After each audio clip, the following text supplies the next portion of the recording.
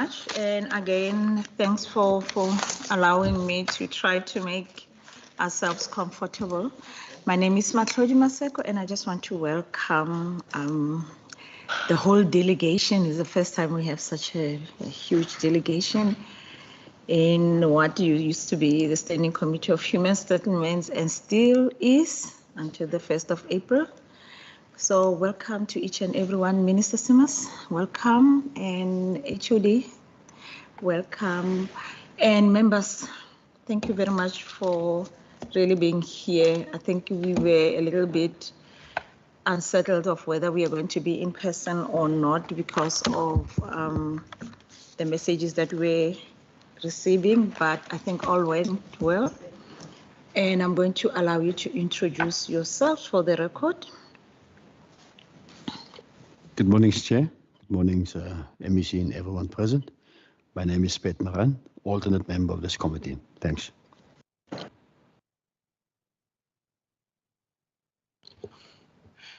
Good morning, Slalo. Good morning to the MEC.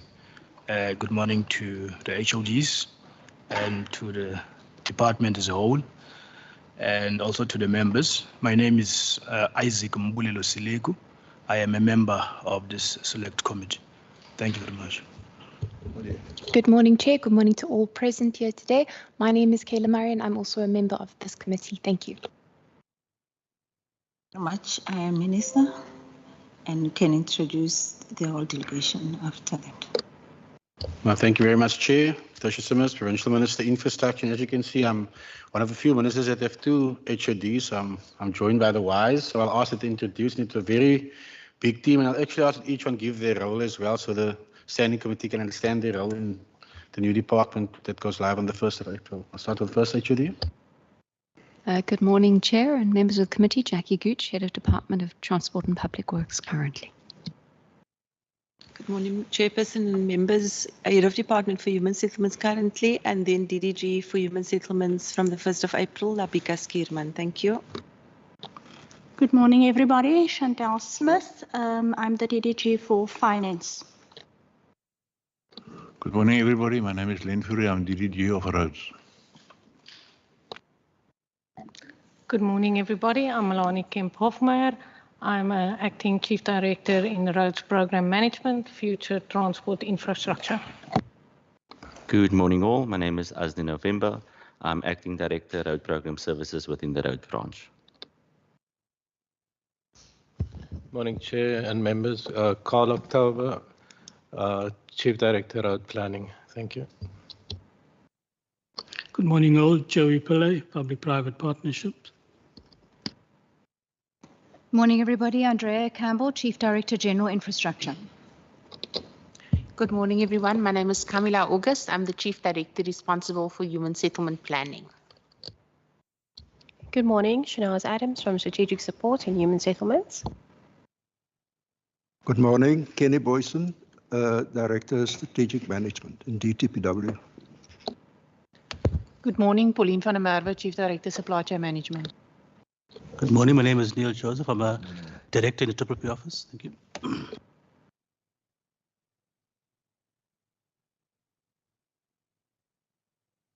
Good morning. I'm Shane Hindley. I'm in the Immovable Asset Management component in DTPW.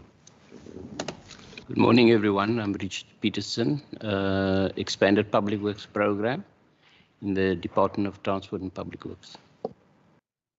Good morning, Chair. Good morning, members. Nathan Adriansa, Director Communications with the Department of Human Settlements. Morning, everyone. Gavin Wiseman, Director, Affordable Housing within Human Settlements. Good morning, Chair. Good morning, members. David Halley, Acting Director, Planning. Good morning, Chair. Good morning, everyone else. I'm Shahida January Manzini, Acting Director for Human Settlements, Financial Management. Thanks. Good morning, Chair. Good morning, honourable members. Francois de Wet, the outgoing CFO for Human Settlements. Good morning, Chair. Good morning, members. Benjamin Nkosi, Director, Strategic Support, Human Settlements. Good morning, Chairperson, members of the committee. Gerrit van Skalkwyk, Head of Strategy in DTPW, and then the Head of Strategy in the new Infrastructure Department. Good morning, everyone. Shafida Andrews, Chief Director, Financial Management in DTPW. Good morning, everybody. Rivka van der Voort, Management Accounting, DTPW. Good morning, Chair. Good morning, everyone. My name is Mujahid Solomons. I'm the Deputy Director, Budget Revenue and Expenditure and Management Accounting, Transport and Public Works. Good morning, Chairperson, members. Viola Njalo, and I head up Minister Simmer's office. Good morning, Chair. Ndobe Kombingeleli, Acting MLO for Minister Simmers. Thank you. Thank you very much. I did receive the apologies from Mr. Andile, Member Andile Lily and Member Sean August. They're not going to be joining us today. And members, as you can see from the agenda, we are going to deal with the deliberation of on vote 10, and also we'll have to do the adoption of the draft committee report of that, and then from there we will try to see if we'll the Western Cape Appropriation Bill 2023, if we can have that.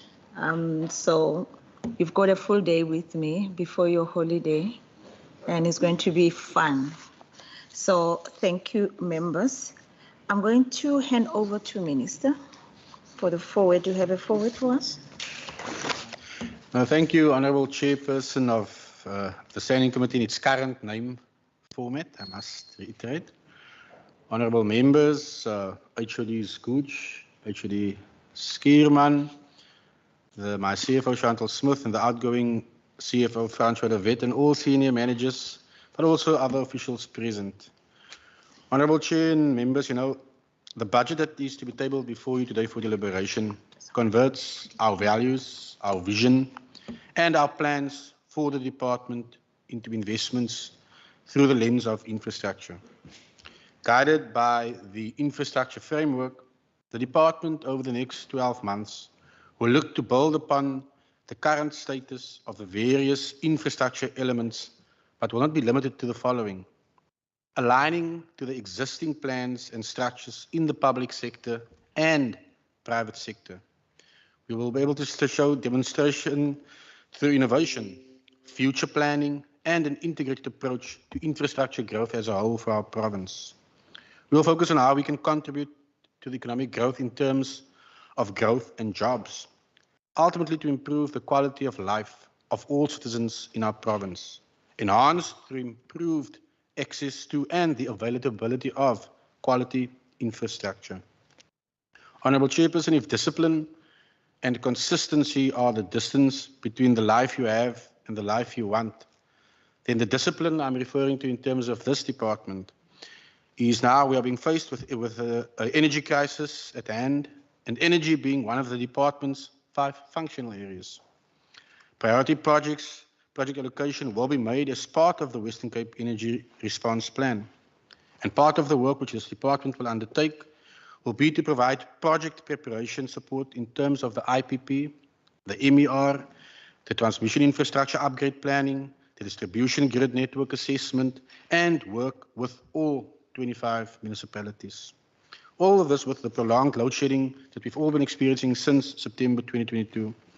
The operational demands on the mechanical and electrical systems in our buildings, including the generators, have increased substantially together with the use and expenditure on diesel, which I've had to answer some questions to your members as well, Chair. When I speak of consistency, historically, Public Works has been installing backup generators of varying sizes and capacities across provincially owned buildings since load shedding demands of 2015-16. So this is a department in its one format that has foresight.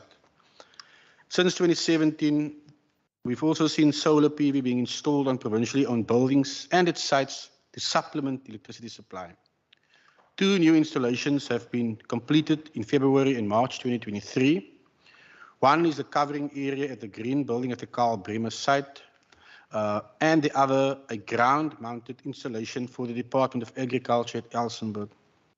Feasibility assessments of various energy solutions to reduce the reliance on the national power grid, including PV panels, generators, battery storage, and so forth, are thus an ongoing focus of our department.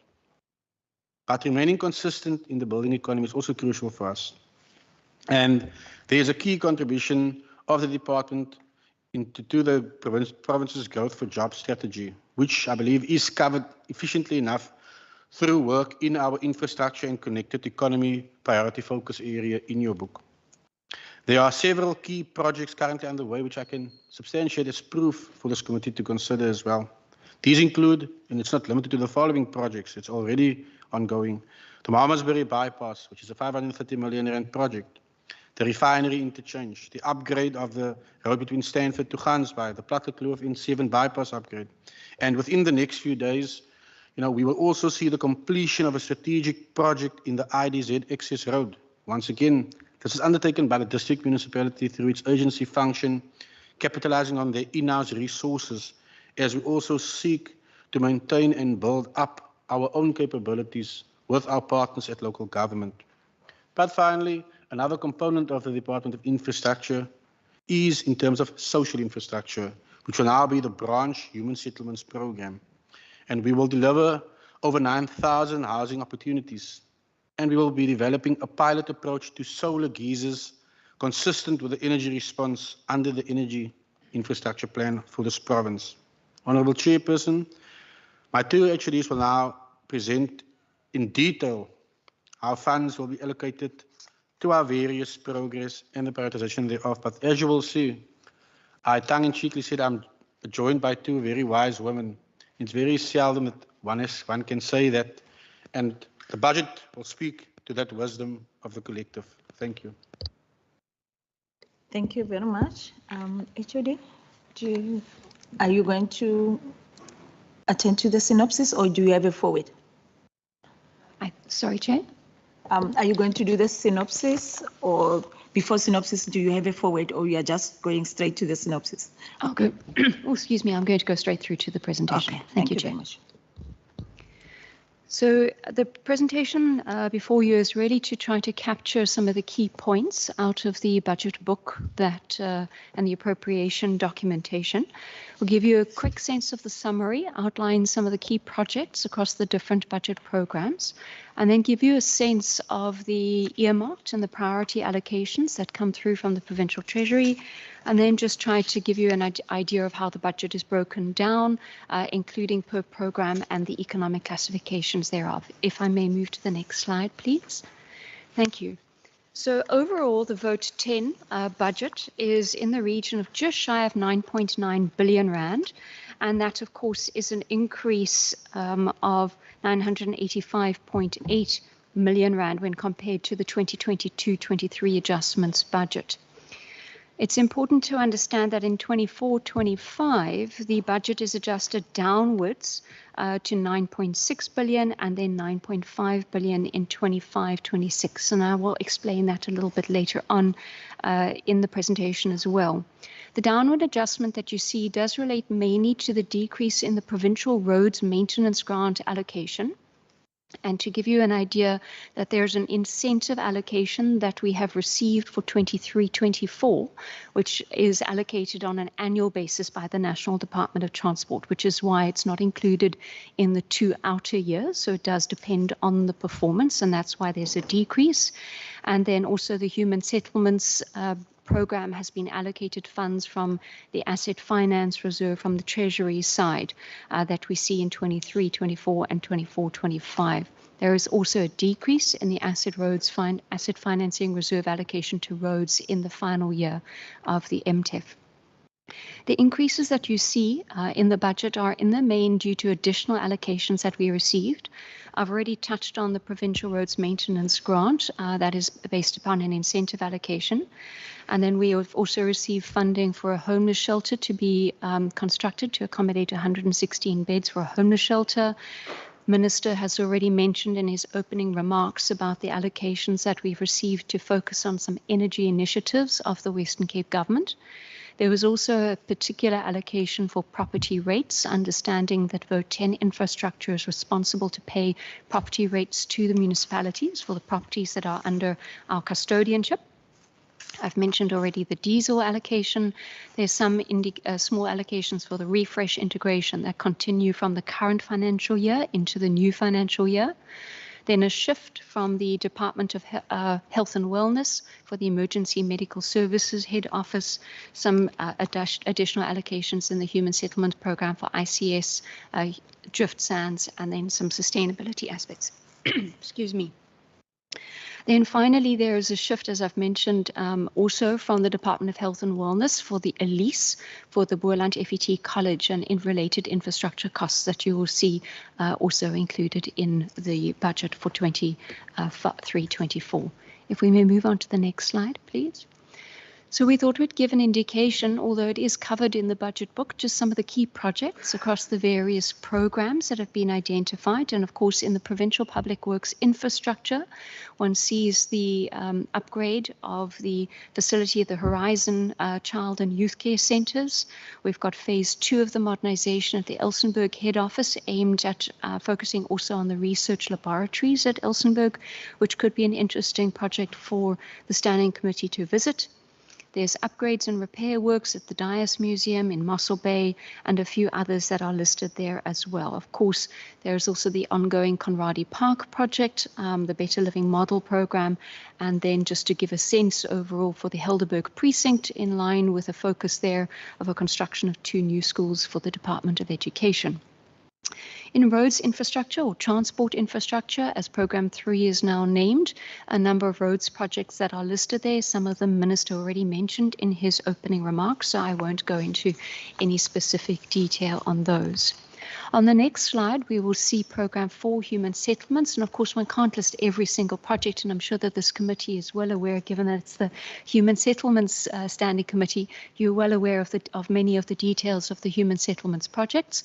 But some of the focus areas, of course, include the intensive and innovative approach towards the informal settlement upgrading, the informal settlement upgrading partnership grant to be able to accelerate some of those upgrades, a focus on the FLISP side of things, as well as then enhancing the existing systems within this particular program to improve effectiveness and efficacy. Then they will continue through grant allocations and others to fund affordable housing projects and to facilitate the bulk infrastructure development and other initiatives within the Western Cape province. Under what is now Programme 5, community-based programs, we see the empowerment impact assessments, which the Department of Transport and Public Works has historically implemented and will continue to do so now into the Department of Infrastructure for projects over 10 million rand, where we do an empowerment impact assessment, and the team can answer any questions that you may have over that, as well as, of course, the emerging contractors supported through the Contractor Development Program. We have artisan and training programs linked to the National Youth Service, and then continue to support the coordination and compliance monitoring of the expanded Public Works program across the Western Cape province. On the next slide, we've tried to give you a sense of earmarked allocations and priority allocations. As you're aware, the Provincial Treasury, in providing the allocations to departments, make certain allocations earmarked. Those are listed there, and they amount to 207.5 million rand in year 1, 207.2 in year 2, and drop down to 185 million in year 3.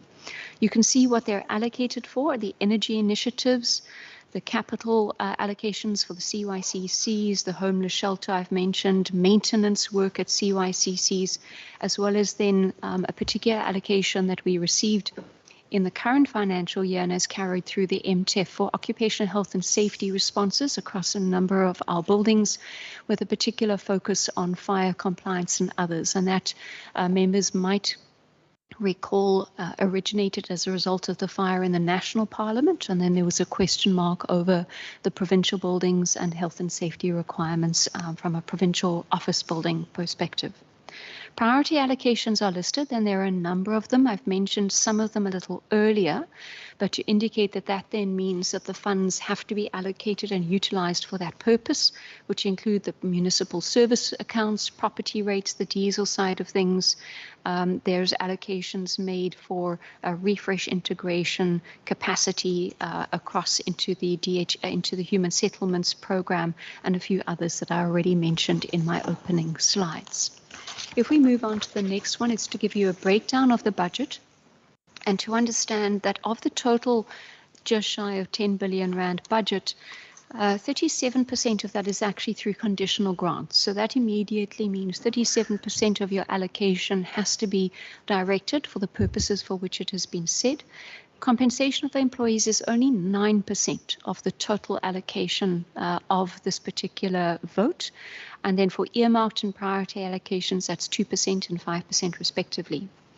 One should also understand that municipal rates and taxes and municipal service accounts make up 8% of the allocation. And then of the total budget for roads, the asset financing reserve funding is at 8% of the total. That leaves 31% of the budget for all other projects, operational costs, and so on. So there is a relatively even balance in some of the areas, but for all intents and purposes, 2/3 of the budget is ultimately earmarked, dedicated, prioritized in one way for very specific purposes. If one moves to the next slide, you'll see how over the financial years for the MTEF, one anticipates seeing the budget allocations. Of course, what is very visible from here is the transport infrastructure, bottom left-hand side of the slide. You can see the reductions in the allocations over the MTEF. And I mentioned that at the start, including a reduction in the asset finance reserve, as well as the fact that in the first year, so 23-24, there's the allocation of the incentive for the provincial roads maintenance grant.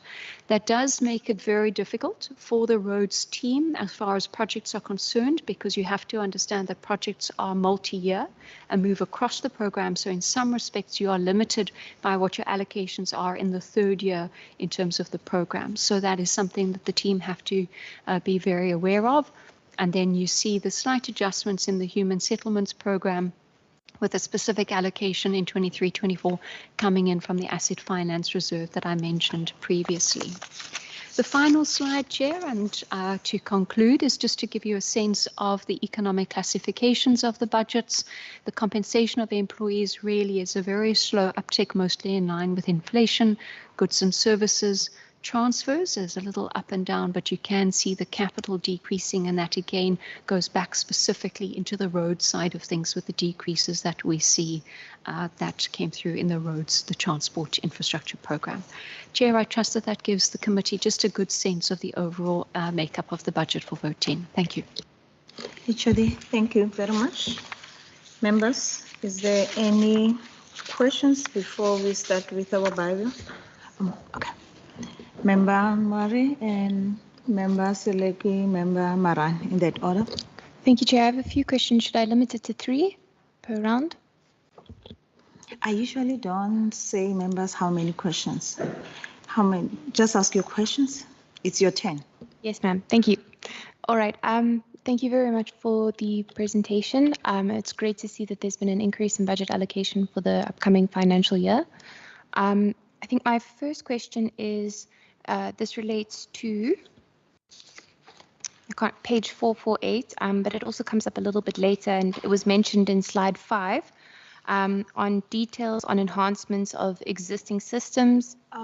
Okay, so if they will have to listen fast because you talk fast.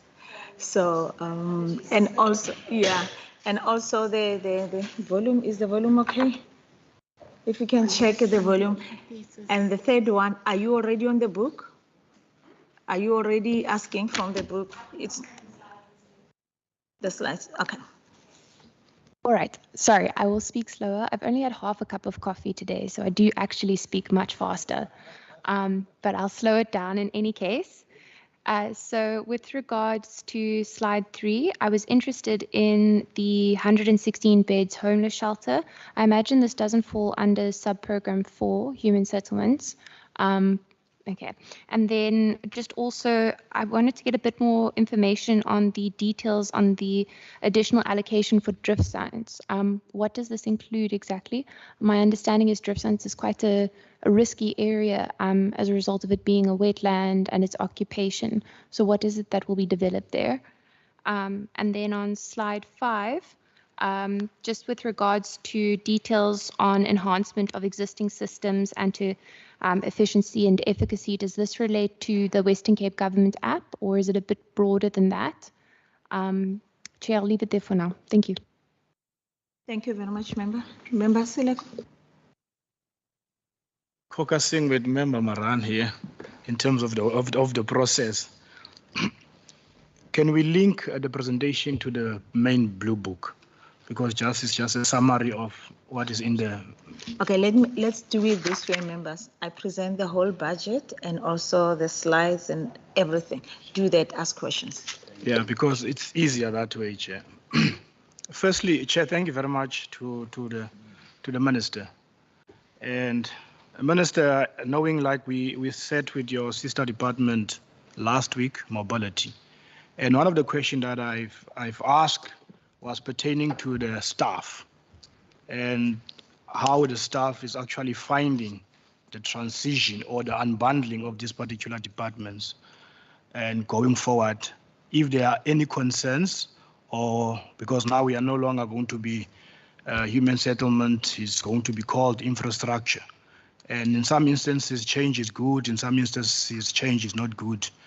And have you been looking at that in terms of making sure that whatever changes that is currently taking place, that you don't leave anybody behind, that everybody that has got all the expertise that you require, making sure that you become a success in this particular ministry is being considered, and then how are you going to deal to make sure that you look after your assets, which is your staff, and making sure that they embrace what we are currently trying to do as the government of the Western Cape? That is just my question for now, or in terms of your opening remarks. And then we go to page 437, just more information in terms of the 19 declared priority housing development areas that is supposed to deal in terms of spatial pattern transformation. If you can just elaborate in terms of that and try to give us more specifics where those 19 areas are, priorities in which municipalities that they are. And then the second one it's on page 439. It deals with the trend that is currently happening, not only in the country, or not only in the Western Cape, but in the country as a whole, that we are tending to be using a lot of money paying for securities to safeguard our projects instead of investing more in trying to address our backlog in terms of housing.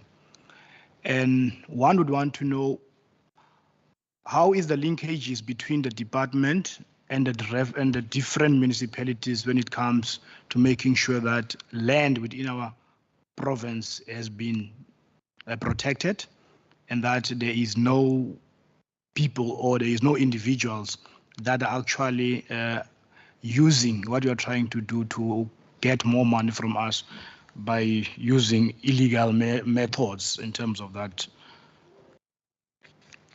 Then for this round, I'll have another last one. In terms of affordable housing, specifically when it comes to FLISP, finance-linked individual subsidy,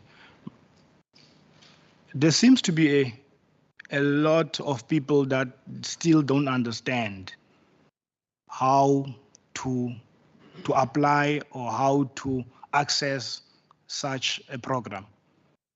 Because in terms of the housing code, there's more than one program that are implemented. But if you talk to a normal person like me, you will only know about the BNG, which is the 0 to 3.5. But the other ones in terms of 3.5, 01 to 22, there seems to be less interest, I would say, not because it's because of lack of knowledge.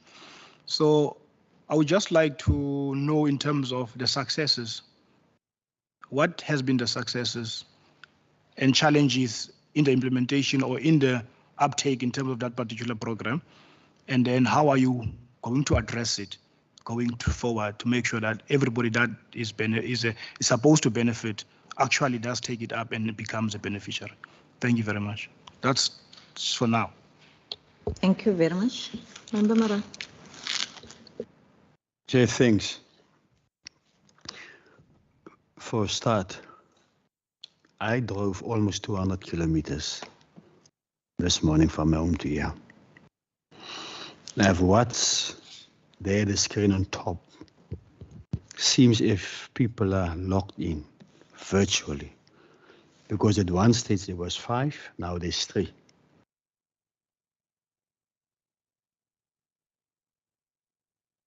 For the YouTube, or you mean for? Is that YouTube? Your YouTube? Yeah, the YouTube is on. Okay, because I wanted to say I haven't received the link. Okay. If there was a link, a virtual link, I could have saved driving 200 kilometers from my home. Okay, on that one, the standing committee engagement with the department is in person. Yes, no, I wanted to check because I saw some members also earlier there. But if it's the YouTube link, then I'm fine. Chair, I believe there will be more than one opportunity, rounds of questions. Yeah, but I wanted to start with the opening remarks of the MEC. And the MEC said this, that he's basically the only MEC who got 2 HODs.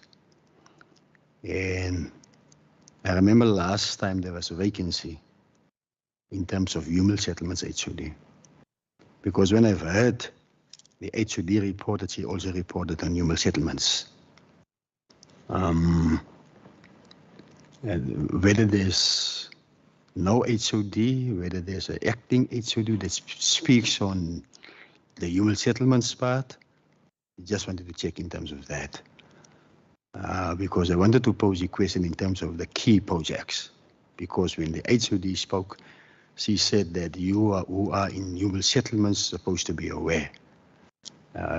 When someone's reporting human settlements, and I believe that the HOD is also supposed to know what are those key projects.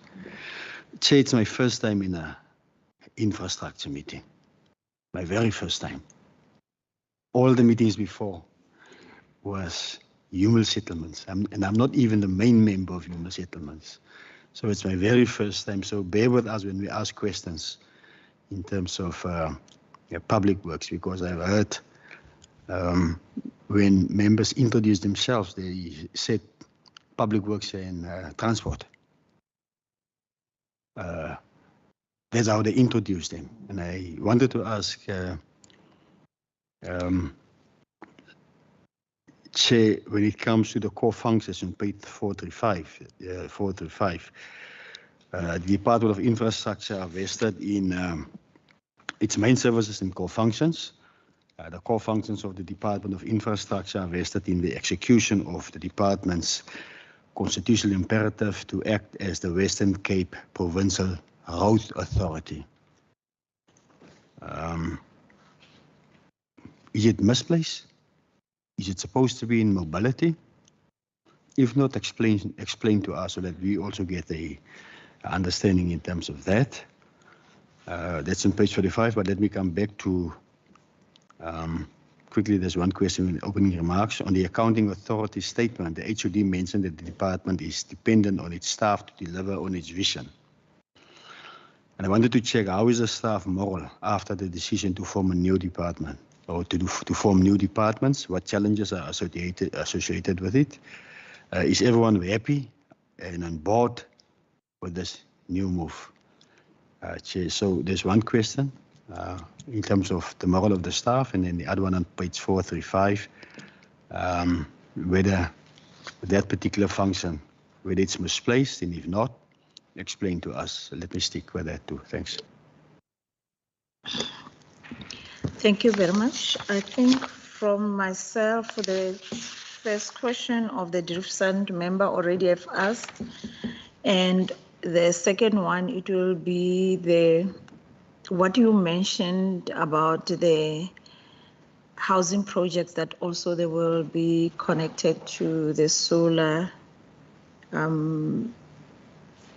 geysers. I just want to find out, are there new housing projects that you're going to implement going to be the green energy efficient, or are you still going to make them dependent on the on the ESCOM grid, or they will be off grid, looking at also your allocation that you also have the energy allocation to try to tackle the load shedding. But now, importantly, so is, and I saw on the book, I think, that the Department of Premier is going to be the lead in that. And I saw each and every department, especially the economic development, they've got a huge allocation in different. Your West Grow plays important role, and also you play an important role from your department. So I'm trying to make a link of who's going to be responsible for what, and also the sustainability of the diesel looking here. As you mentioned it, we did the local government, and we also were asking that, okay, that is a short-term solution to the problem, but Department of Infrastructure have to talk to the long-term solution. Now, when I see the diesel in the Department of Infrastructure, I'm trying to find out that, is that for the government buildings, or is it for the future implementation of the projects that you are going to put in? So if maybe you can unpack before we go deep into the book in those. I think that will be all from me from those questions. Thank you very much. And before I go, I think, Minister, if you can unpack for the members, the infrastructure, what does it entail? And looking at the question from Member Maran of the mobility versus the in roads infrastructure, and so that we can separate the mobility part of it to the infrastructure part of it for the road infrastructure and all that, then it will help as we continue with the questions. So thank you very much. Over to you. No, thank you very much, Chair, and thank you to the members for the first round of questions. And I think I'll start off where you ended now, Madam Chair, so that my esteemed colleagues in the Standing Committee can fully comprehend exactly what the Department of Infrastructure is, given that this will be a massive department which you will be needing to hold accountable. So I think I fully comprehend the nature of the questions I got, Madam Chair, and hence I don't mind answering you in detail if you don't mind, so that the members can understand, because ultimately they will need to exercise their oversight effectively come the 1st of April and the department itself kicks into gear.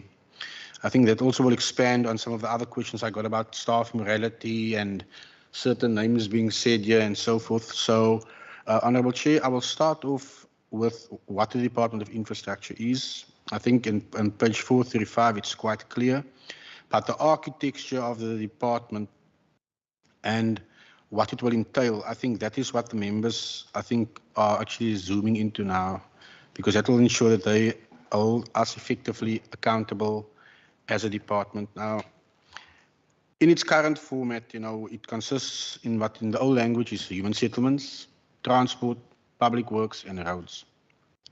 Where we differ from mobility focuses on the transport industry, how we can see better integration with the transport sector. We are basically the people that will build the roads, repair the railways once we get the function. We will repair the ports and build new ports. We are the constructors of the vision of mobility, so to speak. We're the implementing agent, for the lack of a better word, so that my colleagues can understand.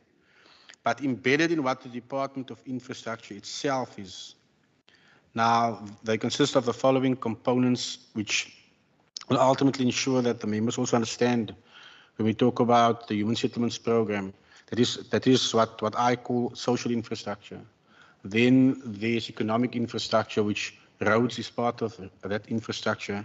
Then there's energy infrastructure, because we are vested with a component of energy provision and assistance in coordination with local government. Then also, as part of the optimization phase two of refresh, we will also be dealing with connectivity, data connection. That's how we cover the full spectrum of all the components of what is generally seen in our communities, but also in the private sector as infrastructure as a whole. So we are the builders of what the Western Cape of the future will be in layman's terms.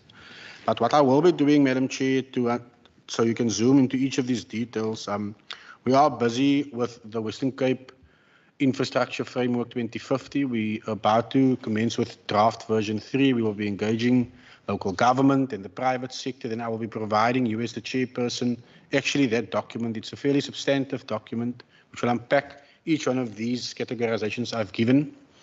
Part of our focus will be to identify projects for the short, medium and long term for each of those focus areas.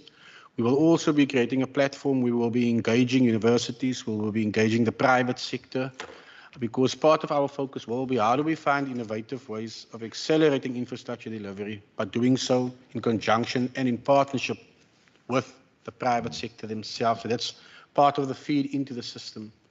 To ensure that we are focused, that each one is dedicated, that we have proper accountability in the department, but also that when I report to Cabinet and I report to the Standing Committee, the way that we have structured the administrative components of each one, there's different layers. There's a technical component to each of those focus areas that will then feed into the governance component, which is where I will sit together with key other ministers as we report to Cabinet. But to ensure that all four of those focus areas function and actually they execute their role within a limited time frame. Most of you are familiar with the red tape reduction unit in the economic cluster. So we will create our version of a red tape reduction unit. Because as we start reprioritizing our projects for each of those four pillars which we are building this new department on, we will identify what are going to be the obstacles or the red tape within our journey. How do we remove them? How do we limit the impact?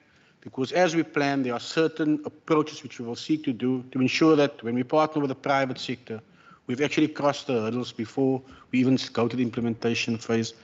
Because the vision is Vision 2050.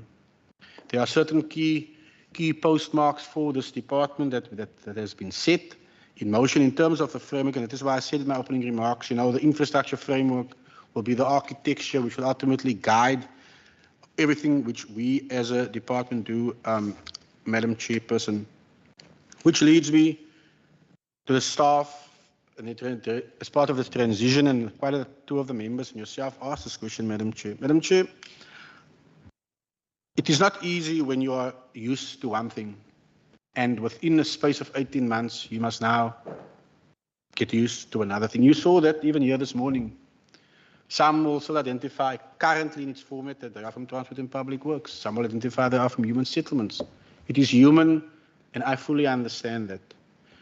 And as part of our transition, and we are now in phase 1 of the refresh process, we are now seeing the amalgamation of two departments, different cultures, different reflective ways, different successes, and different risks. So part of the one transition was, and I'll just quickly take you through the process, Madam Chair, so the committee can understand. There's been various consultation processes at senior management level. There were different engagements between the senior management and the DG and his component and all that entails. To ensure that from the staff component, the administrative component, which as a member of this legislature, even as much as I'm a member of the executive, I don't venture and do the administrative work. I know where to cut my line. And that was handed over to the two HODs and their senior management team, Madam Chair. Once we received the proclamation from the President, that kicked in the next stage of our planning. Immediately, within 48 hours, I then had a session with all the employers virtually. We were at one stage, I think, over 1,000 people that were logged in, because you need to understand Human Settlements is just under 480. So I did them literally in a church all across the street in last year. So we had a nice church service, so to speak, to set us in motion for refresh. Public Works and roads and transport is it's a much bigger component of this new department. So we had to do it virtually. Obviously, the nature of the questions differed that I got as the minister from the broader staff component, and the type of questions were basically twofold. Where will I sit? And with which department do I vest now? And the bulk of those questions came from Program 1, which I believe you also touched on with the Department of Mobility, you are aware we have an agreement between the two departments in terms of Program 1. The sunset clause for that agreement is October. The whole process must be finalized. The Premier has requested as such. So that is what refreshes. But to come back to the staff morale, and this is the message that I've been very consistent in, and both HODs have played their very supportive role, and one must thank them for that. There's a lot more opportunity in where this department is heading. Hence, those that will move to mobility fully understand, they are part of a new journey, but I'm here to talk about infrastructure and all that it entails, all the opportunities which we will seek to work with and to develop new skill sets, to go and get new skill sets, which perhaps doesn't exist in the department after the 1st of April. But where this department is heading, a lot of our staff below a certain post level are actually seeing the opportunity. And so the morale is quite high. The last question, which I couldn't answer, was where they're going to sit, because that's an administrative thing. That's the biggest concern, actually, the bulk of them have. Do I move or do I stay at my current bench, so to speak? Which is the only question which a lot of them still has, but that will be dealt with within the next few days, as we are now fully operationally and administratively ready. In terms of matching and placing of staff, that process we're busy finalizing as we speak. I sit in and I give to a certain post level. Thereafter, the two HODs together with CSC deal with that. We are now busy finalizing that. People that are in excess in certain post levels, that is enough up to management what we will do. A good example is the outgoing CFO of Human Settlements, who has clearly indicated his request to actually move to mobility. But that's a good example where the management needed to sit. I had to sit down with Minister Mackenzie and the two HODs, and the individual is going to act as the HOD for mobility to finalize then what is called the management process. That has been dealt with. I know the last update I got on Friday, which is now a different post level, which is where the HODs play a key role in key staff members, which they've identified to assist them. They are now at that stage. I just didn't see the report. So the process of placing everybody in who's in excess, it's literally, we're well on track to where we are heading in terms of the relevant post levels. Honourable Chairperson, the position of HOD Human Settlements. The current HOD, which is Rebecca Skierman, and that's why she said she will become a DDG from the 1st of April. In terms of the matching and placing process, her contract as HOD ends in October 2023. Part of her responsibility, even though she will be becoming the DDG, is to wind up everything that relates to the Department of Human Settlements in its current format. So as much as the outgoing CFO is now moving to mobility, he will still be held accountable, and he will still need to assist Ms. Skierman with that winding up. So it's a bit of good news for him. He will not be rid of Human Settlements so quickly. Madam Chair, that is why, as part of the Premier's engagement with both HODs, he met with Ms. Skierman. She had got a letter. He is the individual that assigns them their new roles. She accepted that assignment, which will be from effect from the 1st of April. She will be the DDG of Human Settlements. She will manage and run everything as we know it as Human Settlements, and even where we are heading. In terms of Ms. Jackie Gooch, which is why she is herself as the HOD, and she remains the HOD while it's a separate process, she also accepted her letter of assignment for the Department of Infrastructure. So administratively, there's clarity. There's no ambiguity. Everybody knows exactly what's going to happen once the clock hits midnight on the 1st of April. Madam Chair, in terms of, I'm just going to answer what's relevant to me, the rest I'll delegate. Drift sands can go to HOD Skierman, although I know Public Works did play a small part in that, but they can answer to that. Member Saleko, it's called Help Me Buy a Home, not FLISP. But even the fact that the public still get the names wrong tells me there's a lot of stuff that needs to be done. Have we got successes to report? Indeed. I attended a MINMEC 2 weeks ago. We have actually exceeded our target just for this year. If you compare it to our personal target, but also the closest province to the Western Cape. Remember, we in 4 digits. They're still in triple digits. So they're below the 1,000 mark. We've crossed the 2,000 barrier a long time ago. But a key component, I think, which ensured the success of Help Me Buy a Home in the Western Cape. You would recall in 2020, or since 2020, we've been actively lobbying for a change in the way that the FLISP program is actually implemented. We wanted to create more opportunities for the people in the Western Cape that earn above the 3,500 mark, capped at 22,000, obviously due to the current policy. So we had a differentiated approach. And also this is where Nathan and the comms team came in quite handy. The way that we engage local government, we first need to convince councillors what it is, because they are actually the foot soldiers in the success of human settlements. Because 60% of everything human settlements does is stuck at local government level. Once that happened, then we went out to communities and so forth. So are we where we want to be? Not where I want to be, I can tell you. But this links to the refresh process. Behavioral change takes time. It has taken us since 2020 until now to see at least the response from local government in terms of you don't just need free housing. There's other options and programs built into human settlements as a national program. Because remember, the entire sector has all these targets. So will we change our approach into the future? Yes. Our data shows us that the study that we did together with the Department of Local Government, there's actually a need that the threshold for what is defined as affordable or the gap housing needs to increase to 27,200 Rand a month. That's the norm in the Western Cape, which is something which I'm actively lobbying the National Minister for, because that will unlock even more opportunities for your municipal officials, police, and. So I'll afford actually Skierman to touch base on the successes which we've done, but we've also learned valuable lessons. We haven't done everything right, because you can't get everything perfect the first time. We're even seeing that with refresh as we speak, but we are learning as we go along. The difference between the Western Cape and other provinces is we actually implement what we learn. We don't keep it on a shelf somewhere. The housing solar geysers, Madam Chair, I will touch on this when I deliver my speech next week. We've identified 5 projects where construction is still to commence at the next phase. I know exactly it's going to be just shy of 1,000 houses that will get solar geyser assistance.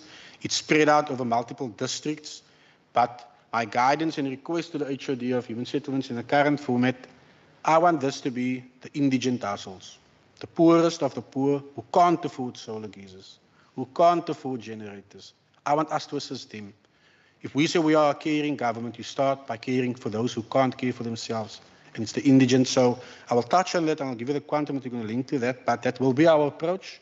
It's not going to be done retrospectively, but believe me, it will play a huge role in energy consumption, because wherever we have built housing opportunities over the last decade, if you look at the study at local government which was done, we have inadvertently as a sector in terms of human settlements contributed to a massive strain on the energy infrastructure at municipal level. It's now our chance to also assist and see how we can have a focused approach into the future that we don't contribute in that negative way moving forward. I'll now hand over to actually Gooch, which is relevant to roads. There were roads questions, then actually Skierman over there, and they can delegate from there onwards. Thank you. Chair, thank you very much. So the first question that was asked regarding the program in which the homeless shelter is located, that's actually in Public Works, Provincial Public Works, so program 2. And it's specifically, thank you ma'am, because the property being used is provincial government property. So you'll find it in, I think, subprogram 2.3 in terms of an allocation. Then you've already mentioned, Minister Jeff Sands will go through to the Human Settlements colleagues. There was a question also about the enhancement of systems, if I've understood correctly, and I think you referenced the app, the Human Settlements app. I'll also ask the Human Settlements colleagues to pick up on that, as well as the question that was asked through your chair on the priority housing development areas, the 19 areas, if they could provide that information. The question Minister's already responded to about the roads authority aspect and why it is firmly within the Department of Infrastructure. And then, Chair, to pick up on some of the questions that you asked on the energy side of things. So certainly the allocation that we've received from a diesel perspective is for the provincial government buildings at this point in time. So understanding that what the team had to do was project what we anticipate the type of load shedding to be. They analyzed and have an idea of exactly how much diesel is used per generator across the buildings that the Provincial Public Works are responsible to support and make sure that they are fueled. And based upon that, with an estimate of let's say a stage 4 load shedding, we put in a bid through to the Treasury to ask for additional funding based upon that. While that is happening, however, the team are looking at projects of a more long-term nature in order to reduce the reliance on generators and diesel utilization. As Minister mentioned, we have over the years already been working at putting solar PV across some of the buildings in terms of the rooftops. One can understand, however, if you take a CBD building, your rooftop is quite limited. You don't have a huge amount of space to generate large quantities of solar power. So we are investigating battery installations, so inverter and battery installations to be able to store and then to start to split the electricity systems, the electrical systems, so that there are perhaps certain systems that will run then off of the batteries and others that may actually be shut down and may not continue during load shedding stages. So that is an attempt to reduce the reliance and the utilization of diesel, and the team are looking at other types of projects as well from a provincial government office accommodation perspective. Of course, as you mentioned, in the budget there are allocations from an energy perspective and the type of projects that are listed there. Minister mentioned those in his introductory comments, and those are from a provincial perspective in order to support the broader provincial interventions around energy security for the province, and are not specifically related to the provincial government buildings at this point. Those sit within the Provincial Public Works program. And the point, if I may, just to pick up on the question around accommodation and aspects there, of course, both departments of mobility and infrastructure would be required to have an accommodation plan that then the Department of Infrastructure with Provincial Public Works as the custodian of property will go through and pull together the custodian asset management plan. However, as it does stand already within the Program 1 space, there have been conversations around teams needing to work together. We've already been analysing what space is available, what the staff numbers are going to be, and looking at a plan to make sure that we're able to bring teams together that need to be working cohesively from the 1st of April. Chair, with that, I'll hand over through to HED Skierman for the responses on the human settlement side of things. Thank you very much, Chair. Thank you, Chair. Just brief comments on the energy efficiency. As the Minister said, we're looking at solar geysers. You asked a question about off-grid. The team is starting to scope one pilot that we might be able to announce in the next couple of 2 or 3 months in terms of off-grid for a subsection of a project that we're currently building already units on. So that is some good news. Then in terms of FLISP, we are one of the provinces that do exceptionally well when it comes to building and selling FLISP. And in fact, in the MINMEC more than a week ago, we were asked as the Western Cape to be used as best practice to speak to the other provinces on our model. The current year to date for quarters 1, 2, and 3 for FLISP units or subsidies being approved is standing at 2,774, which is exceeding the annual target for FLISP. So in terms of FLISP, we do exceptionally well. What we are concerned about is the dip in the market and the increased interest rates, and there seems to be a slowdown. So we have intensified our marketing efforts both on social media and in the amount of engagements we are having in the communities. And we have additional engagements with the banks so that we can crowd in effort and do the community exposure that the member was speaking about earlier on. In terms of deferred ownership, which is the rent-to-buy model for FLISP, the pilot that we're doing in Agulhas is slowly starting to show success.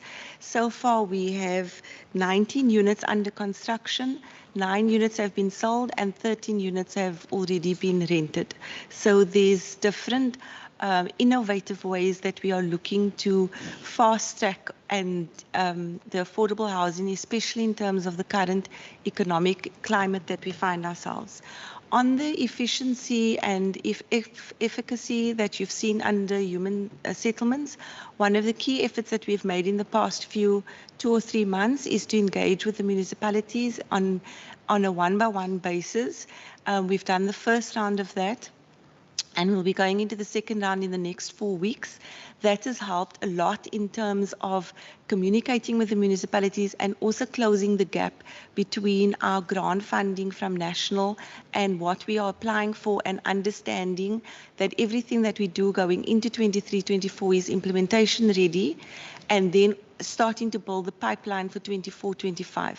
So a lot of that communication and engagement with the municipalities specifically has been tightened up. I would like to ask Benjamin Nkosi to speak to the app. David Ali has spent a lot of time on drift sands. If he can just briefly speak about drift sands, and then Camilla will talk to the 19 areas. Thank you. Thank you very much. Thanks, HOD. Drift sands is David Ali. It's David Ali who speaks. Thank you, Chair, and thank you, HOD. On drift sand, we have task team set up by Minister Bradell to be able to respond to challenges in drift sand. And as we speak, we have 3 categories of intervention rolling out in drift sand. The immediate and short-term intervention is to relocate on emergency basis to higher grants within drift sands. And the IGR that is currently ongoing is to make sure that as we relocate on an emergency basis, we'll be able to provide emergency basic services for the households that were relocated to the higher grants. On the short to long-term intervention is to look for alternative land, because the drift sand Cape nature is not suitable for any human settlement development for that matter. So relocating them will be the ideal situation. And also within the Cape the drift sand itself, we're looking for suitable trade-offs within the area, close 10 to 5 kilometers proximity of drift sand, to be able to find suitable land for the relocation exercise. Other than that, the ongoing engagement with City of Cape Town to be responsible for the basic services that is needed for the area is what we're currently dealing with. Thank you, Chair. Thank you. In terms of the provincial housing development areas, we can provide the committee with a list that just gives you more information on them. But quickly to answer the question, the 19 areas are in Breeder Valley, George, Saldanha Bay, Cape Town, Theewaterskloof, Beto, Knysna, Stellenbosch, Overstrand, Drakenstein, and Swartland, Muscle Bay. And within each of these municipalities, there are perhaps 1, maybe 2 different areas. So it's a defined area which speaks to development within that area, which improves social upliftment, economic upliftment. And within that area, for each PHDA, a implementation plan is developed, which we put into our APP as an indicator. So for the next financial year, we intend to do 3 implementation plans in Beto, Knysna, and Stellenbosch, but we can provide the full list to the committee. Thank you. Thank you very much. It's Benjamin, are you, Mr. Nkosi? The app? Is it on the app?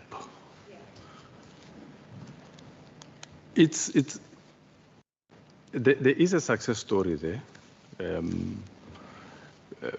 We have seen some uptake by members of the community doing the updates. We can't give figures of what has been registered thus far. People are able to either change their status in terms of the information that would have been upgraded, or just do total new registration on the app. So we can say it is indeed bearing the fruits that it was intended for, and there is success. Thank you. Members, we are going to operate. If you have a follow-up on the question that you ask, we start with the follow-ups of the responses, and then it's then that when we exhausted those follow-ups, we can start with the other questions. So if you have follow-up, Member Moore. Thank you, Chair. Chair, I was very interested to know a little bit more about the red tape reduction unit that was mentioned by Minister. If I could just get more information on when it's looking to be rolled out, whether there's been any the red tape reduction unit you mentioned, what engagement there's maybe been with DDAT in terms of how your systems can work together or complement one another, and also who can make reports to the red tape reduction unit? Is it an internal unit or is it public facing? Thank you. Thank you very much. Members, Legal Member Maran? Chair, I did not hear a response in terms of the amount spent on security by the department or whether this thing is sustainable. And in terms of the linkages between what the department budgets for and what municipalities are currently budgeting for.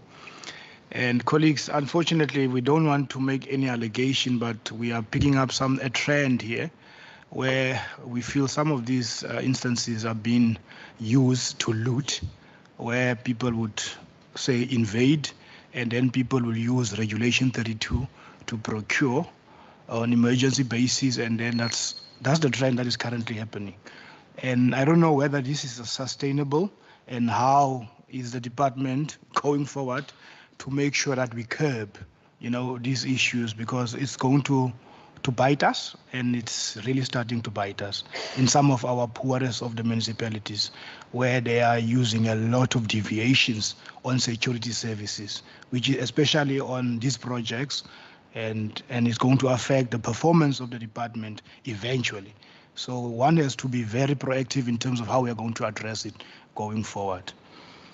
And also, let's go to the issue of people within the department, Minister, that has been part of your department for many, many years. They know this, they know the system.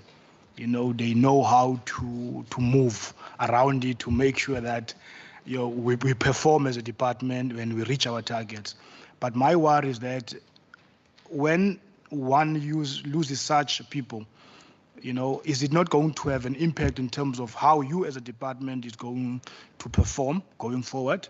And then should those particular vacancies arise, are you going to be looking at trying to bring someone from internally or outside to make sure that there is no disruptions in terms of your performance as a department, should a particular skill be lost to the department due to the changes that is currently taking place? Thank you. Thanks, Chair. Not necessarily follow-up questions, and I've heard a response from the MEC. In the question that I've asked in terms of the HOD, there is a acting HOD and the contract expired later on this year. So I've asked the question in terms of human settlements. One would have expected that the acting HOD will speak when it comes to human settlements, because this is a process that's not been finalized. For instance, here we find the CFO that will at the later stage go to mobility. So this is a process. So one would have expected, and I've listened to the response actually from the acting HOD. It's a housing person, knows a thing. But I'm fine with that. Then, and I've heard your response on my question, the Western Cape's Health Authority, and I fully understand when it comes to the infrastructure, it's a responsibility of the infrastructure department. I just wanted to get clarity in terms of that. But I know now that the Western Cape Roads Authority is actually the Western Cape SANRA, taking responsibility for infrastructure in terms of roads. We also understand now that mobility will deal with things that moves, your provincial traffic, your trains, your aeroplanes, your taxis, and those kind of stuff. But the infrastructure, I understand is your responsibility. So I'm happy with the answer that you got. Thanks. Thank you very much. From my side, I understand that. Okay, so if I have to interpret the department when coming to the transport, you are like an enabler. Because if you are going to do the harbors, if you're going to do the train infrastructure, you are going to be the enabler that the smooth running in operations of those transports. Now, I want to find out when coming to, just to make an example, when coming to the railway line, you get an invasion that there are houses that are on the railway line, and who is responsible? You come in to make sure that the infrastructure is perfect, but there is a land invasion also there. You're also responsible to make sure, but the land parcel is the Transnet one that is. So I'm trying to find out that now your operations in us doing the oversight, where do we, up to what an extent are we going to hold you accountable? And then where is our limit in holding you there accountable to that? Another one, it will be, I saw on one of the books when I was reading the environmental impact assessment, and on that book it was saying that it will be held, I think it's under, if I'm not wrong, under the premier, if not the economic development. They are the ones that are going to be responsible for that. But now I'm asking myself, if that is the case and you are busy with the infrastructure, is it then not going to create the red tape for you in being that you are going to champion, in principle, the special planning? So if you're going to champion the special planning and then you have to go through, let's say you are implementing a project in the municipality. So it's a municipality and then the environmental impact assessment, something like that, and then it's you. There's a lot of red tape that is going to happen that maybe it might be you don't have an answer now, but you have to look at, because the past from the human settlements, it's one of the things that always you'll hear the municipalities that they were complaining that it is a problem. And also the metrics of the projects. Now, Minister Simas knows in human settlement, he had the metrics of the projects when coming to a municipality's wish list, that how ready are you for us to implement the project? Now, I want to find out specifically on the drift sense. If we're still talking, you still have to get a land parcel where you can relocate the people, and it's on the budget. Are you not shooting yourself on the foot until you can talk about it when you know what is going to happen? Because if you're still going to get where you can relocate, and there is the community dynamics in between, you are budgeting for something that cannot be implemented for this financial year. And that's my take. And I can get the response to find out if maybe you've got an idea that will be fast-tracked to make sure, because drift zones have been a conversation for a very long time. It's complicated, and I don't know who's going to be able to really deal with it, that it can be quick to implement. The last one, maybe with a follow-up, is the innovation side. I mean, we had a book that we developed from a report book from the Standing Committee of Human Settlements, engaging with all municipalities, and the challenge from the municipalities is the understanding, and we were doing jointly, some municipalities, we were doing joint with the Standing Committee in local government. The challenge was the understanding of what is the responsibilities of the municipalities in human settlements, and I'm just giving it the generic problems of who's responsible for the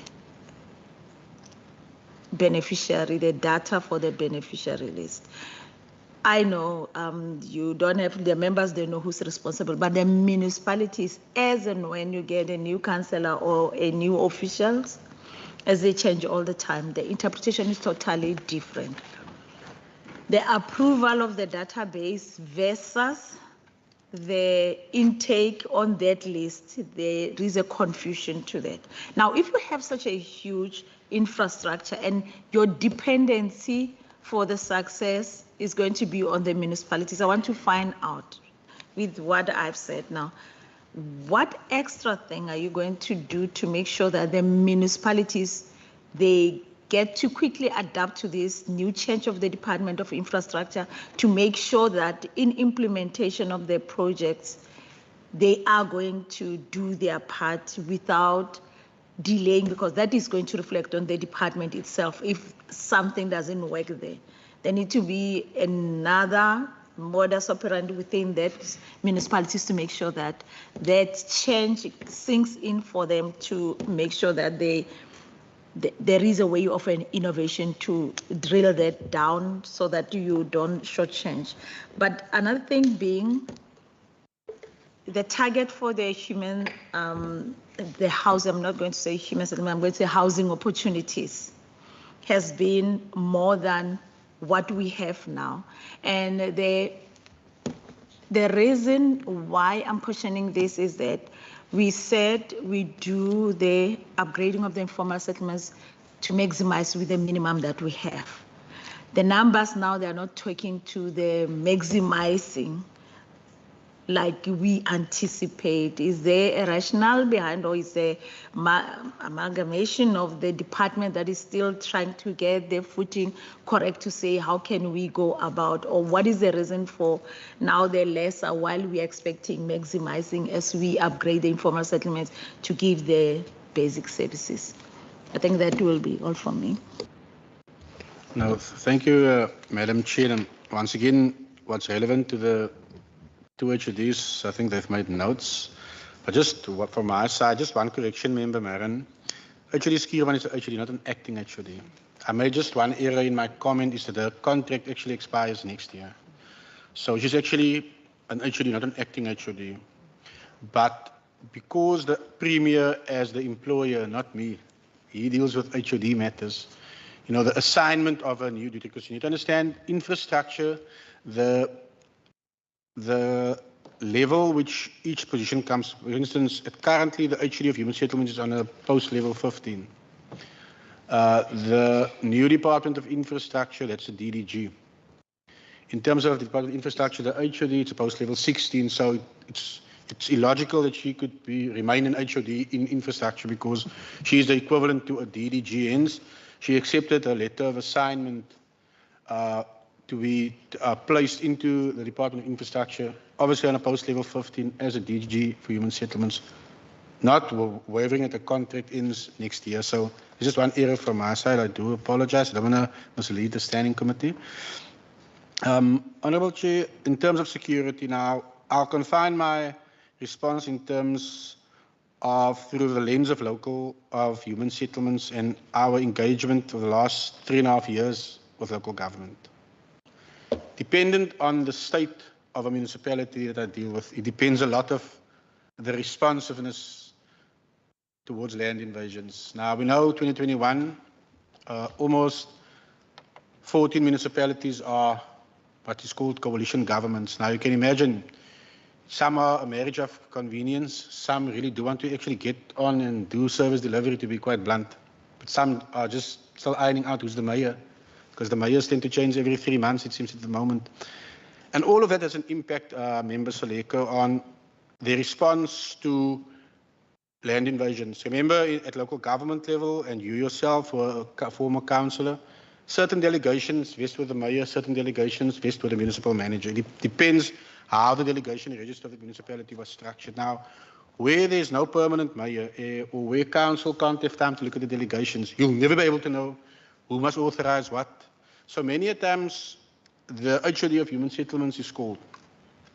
And we have a team together with local government and disaster management in the districts, which focuses actually on our proactive response to threats of land invasion.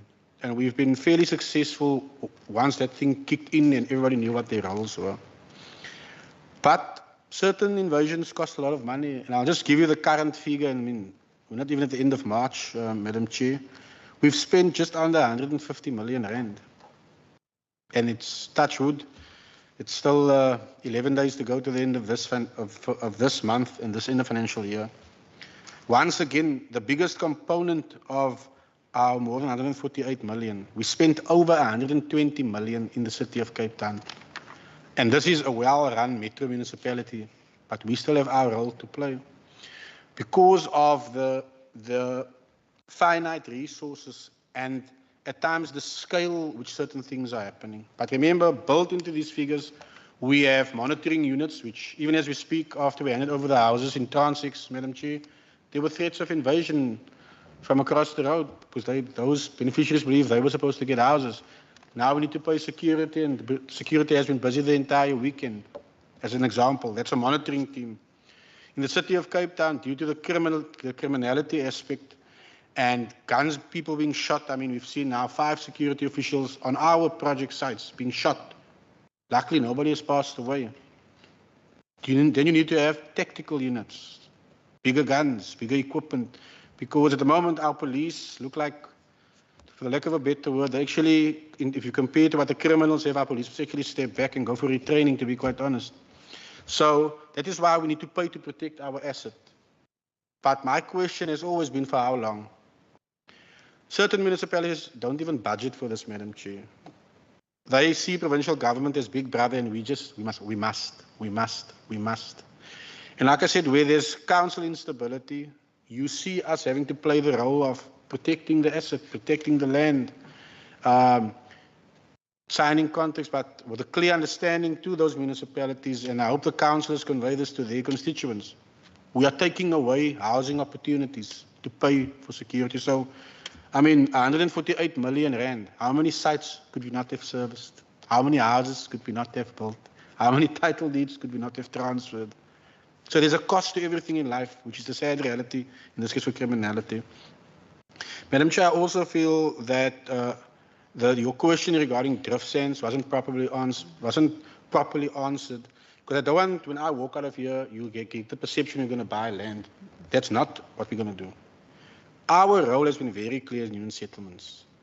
We have a specific role to play, but the city of Cape Town has their responsibility. It's their constituents, it's their residents. They can't run away from their responsibility. But we then coordinated with Transport and Public Works together with the city. We all agreed HDA has a specific role to play. So I do want my HOD of human settlements to clearly answer you. It's not to buy land. I don't want to hear the long-term plan because you want to know what's happening to the money that's in there now for this 12 months. So I do want clarity to be given regarding that, please, so that we don't walk out of here and you have a misunderstanding of where that money is going to. I'm a bit very hard this morning because I don't want, when this department goes live on the 1st of April, we start on a misconception of drift sands. Because there's too many misunderstandings and a failure or perceived failure of who takes accountability for what. Member Mari, the red tape reduction unit, as I call it, obviously we love our lovely names. We'll think up a new name for you very soon. Phase 2 of Refresh starts on the 1st of April. But one thing that, as an entire team, we do agree on here, the Department of Infrastructure can't do everything on their own. That's why we have a coordinative role, a collaborative role, or an implementing role. It depends how we approach specific projects. As I said, the administrative level of the Department of Infrastructure and the way that the architecture of it will work, the way that I, as the executive authority, envision that red tape reduction unit. It's a multidisciplined, multi-representative administrative structure because certain capacities vests in local government planning. I also have the same capacity in my new department.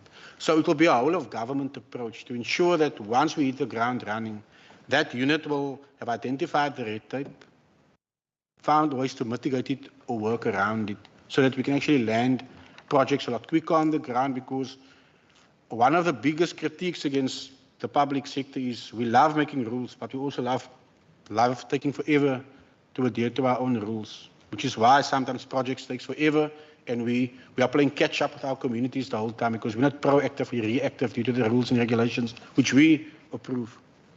The private sector works differently. Time is money. The quicker you can get something approved, the quicker you can hit the ground running. And which is why when I thought of this red tape reduction unit, it is with that full understanding that when I enter into a partnership, when I say I, as the executive authority, together with who, with the accounting authority, we understand that time is money for the private sector. We have social responsibilities, they have economic responsibilities, and they have a balance sheet to look after. That is a clear understanding, I understand. So how do we bring these two worlds together? And that is going to be the core focus. How do we limit, even remove the red tape, so we can land more projects on scale? Madam Chair, because that speaks to your questions regarding the human settlements matrix. Obviously, the program human settlements are still, they must still conform to the National Housing Code and regulations and the guidelines when a project is ready, but something that I will be discussing, because we will be having, as the new department, once we go live, a 2-day strategic session. My mandate is clear. I must deliver on scale over the next decade. I don't want to see a project of 50 houses. That's not scale. For me, scale is 500,000 upwards. Then you talk of delivery on scale, because when the private sector looks at the project, nobody's going to go for 50 units. They look at scale. So I can tell you now what we will be focusing on through human settlements. The one part is by reducing the red tape, how do we increase the scale of our developments with the private sector in partnership.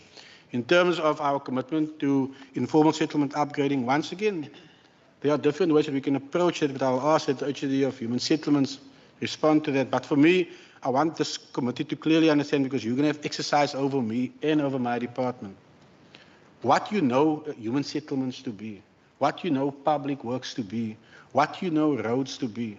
Over the next decade to 15 years, it is going to change. You can't do the same things over and over and expect a different outcome. That is not rational. And refresh is to reignite and to refocus, but to repackage the way provincial government works. From the executive to the standing committee to the administration, things are going to change. But change will be phased in over time, which is why phase 2 starts on the 1st of April. So it's not an April Fool's joke. We will be going into phase 2. We will be able to answer your follow-up questions once everything kicks into place, which I can't answer today. But I'll hand over to HOD Gooch and HOD Skierman. Thank you. But clarity on the drift sands finding, that's, I think, prime for me. I don't want a misunderstanding in that regard. Thank you. Through you, Chair, thank you very much. I asked the Minister if I could respond to the question about people and potentially needing to replace people if they leave and move on, and the approach taken from a vacancy perspective. So, of course, for a Department of Infrastructure or any new department, there will be some people that over time may say this isn't where I see myself in terms of the future, and that's fine for any organization as change unpacks. There will clearly be a process, certainly from my side and from the senior management team, to engage with people if they say, right, this isn't for them, why, understand that, but then also put in place the necessary processes to fill posts. So that is the intention already as people are moving towards retirement or contracts are coming to an end, posts are being advertised in anticipation of. So within the ambit of the limitations of the compensation budgets that have been allocated and so on, that is the intention of the department, to make sure that we have the necessary skills and competencies and understand, as Minister's mentioned, what the future is going to bring. That will also mean different types of skill sets that perhaps aren't already in place in the department that we would need to be looking at. Then, if I may, the question through you, Chair, that you asked about the railways and invasions and so on. So perhaps if I may, Minister, of course, is incredibly exciting, and he's giving you a sense of what the future is going to hold. We don't yet have any mandate around rail and building railway lines or maintaining railway lines or harbours or anything like that. So this is what he was expressing, is what is a potential future view. Okay, so what would be coming as we develop the Department of Infrastructure, and as one engages with National and sees what this future vision can hold. So at this point in time, you would have to still hold the national government accountable in terms of whether it's passenger rail or be it PRASA, or of course Transnet if it's the freight rail system, in terms of any invasion across railway lines. But that does not mean, as is currently the case within the city, that the provincial government and the City of Cape Town are not working with the rail authorities and the national government to try to find solutions and provide support and opportunities for them. So at this point, it does still sit fairly and squarely at a national level. That mandate is not yet allocated to the province. Then, Minister, I think, has already touched on briefly, but if possible, the EIA part of things. So, of course, just to flag, EIAs are, unless it's been misconstrued, is not the responsibility of the Department of the Premier and doesn't sit in the Department of the Premier. So perhaps it may have been if you wouldn't mind to find the reference, I'd love to be able to pick up on that.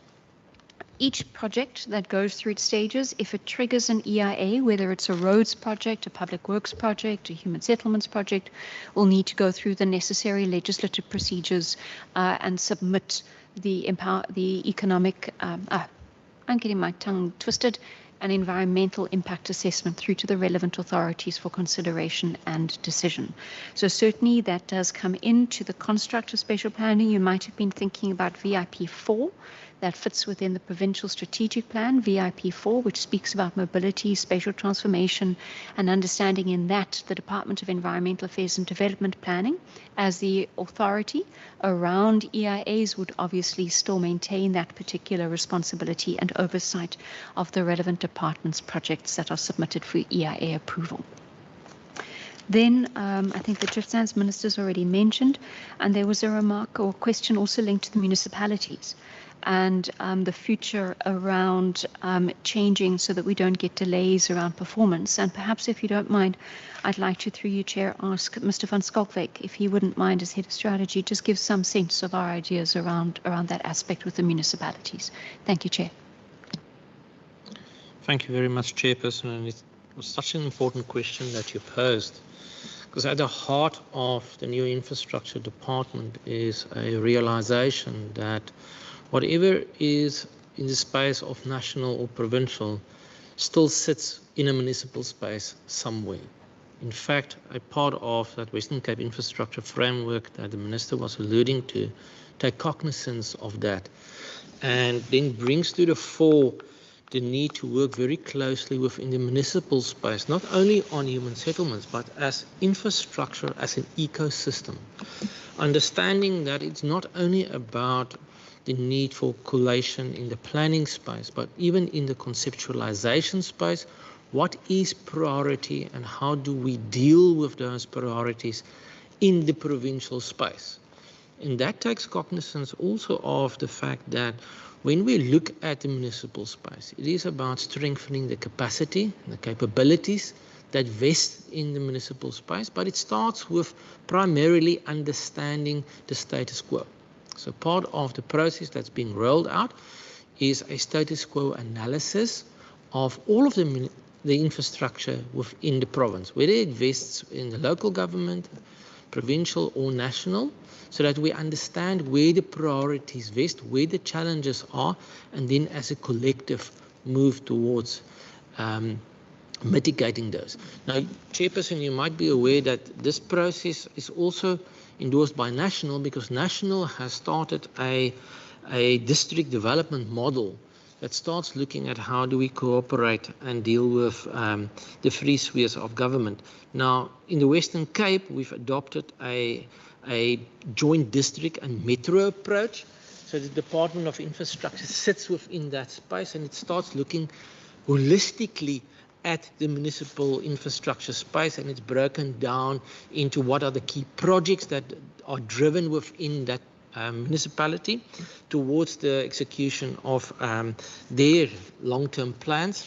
And at the heart of it is basically a collaborative approach in dealing with the challenges. So the issue that you've raised is being looked at systematically, led by the Department of Local Government under the JDMA, but then within the infrastructure space specifically, there are going to be very specific focus on the municipal infrastructure space, all of it, to look at where the challenges sit, why are those challenges there, and then how do we overcome it. And like I said, at the heart of it is the realization that whatever we build, national, state-owned enterprises, provincial, is reliant on the well-functioning of the municipal infrastructure space. So it is something that we've definitely taken on board, and it's going to be at the heart of the process going forward. Thank you. Thank you. Sorry, if I may, just one quick one. I omitted to respond to the question about Roads Authority and SANRAL, if I may, through you, Chair. Just to indicate, certainly the department holds the responsibility and is termed the Roads Authority. SANRAL, of course, is an agency, is an entity of the National Department of Transport, and that, of course, is not the case. So this isn't an entity. The province hasn't created an entity. The province, through the Department of Infrastructure, will be the roads authority, just as, if I may just say, currently, when you've had a look at transport and public works with roads being part of it, it is the roads authority of the province for the provincial roads.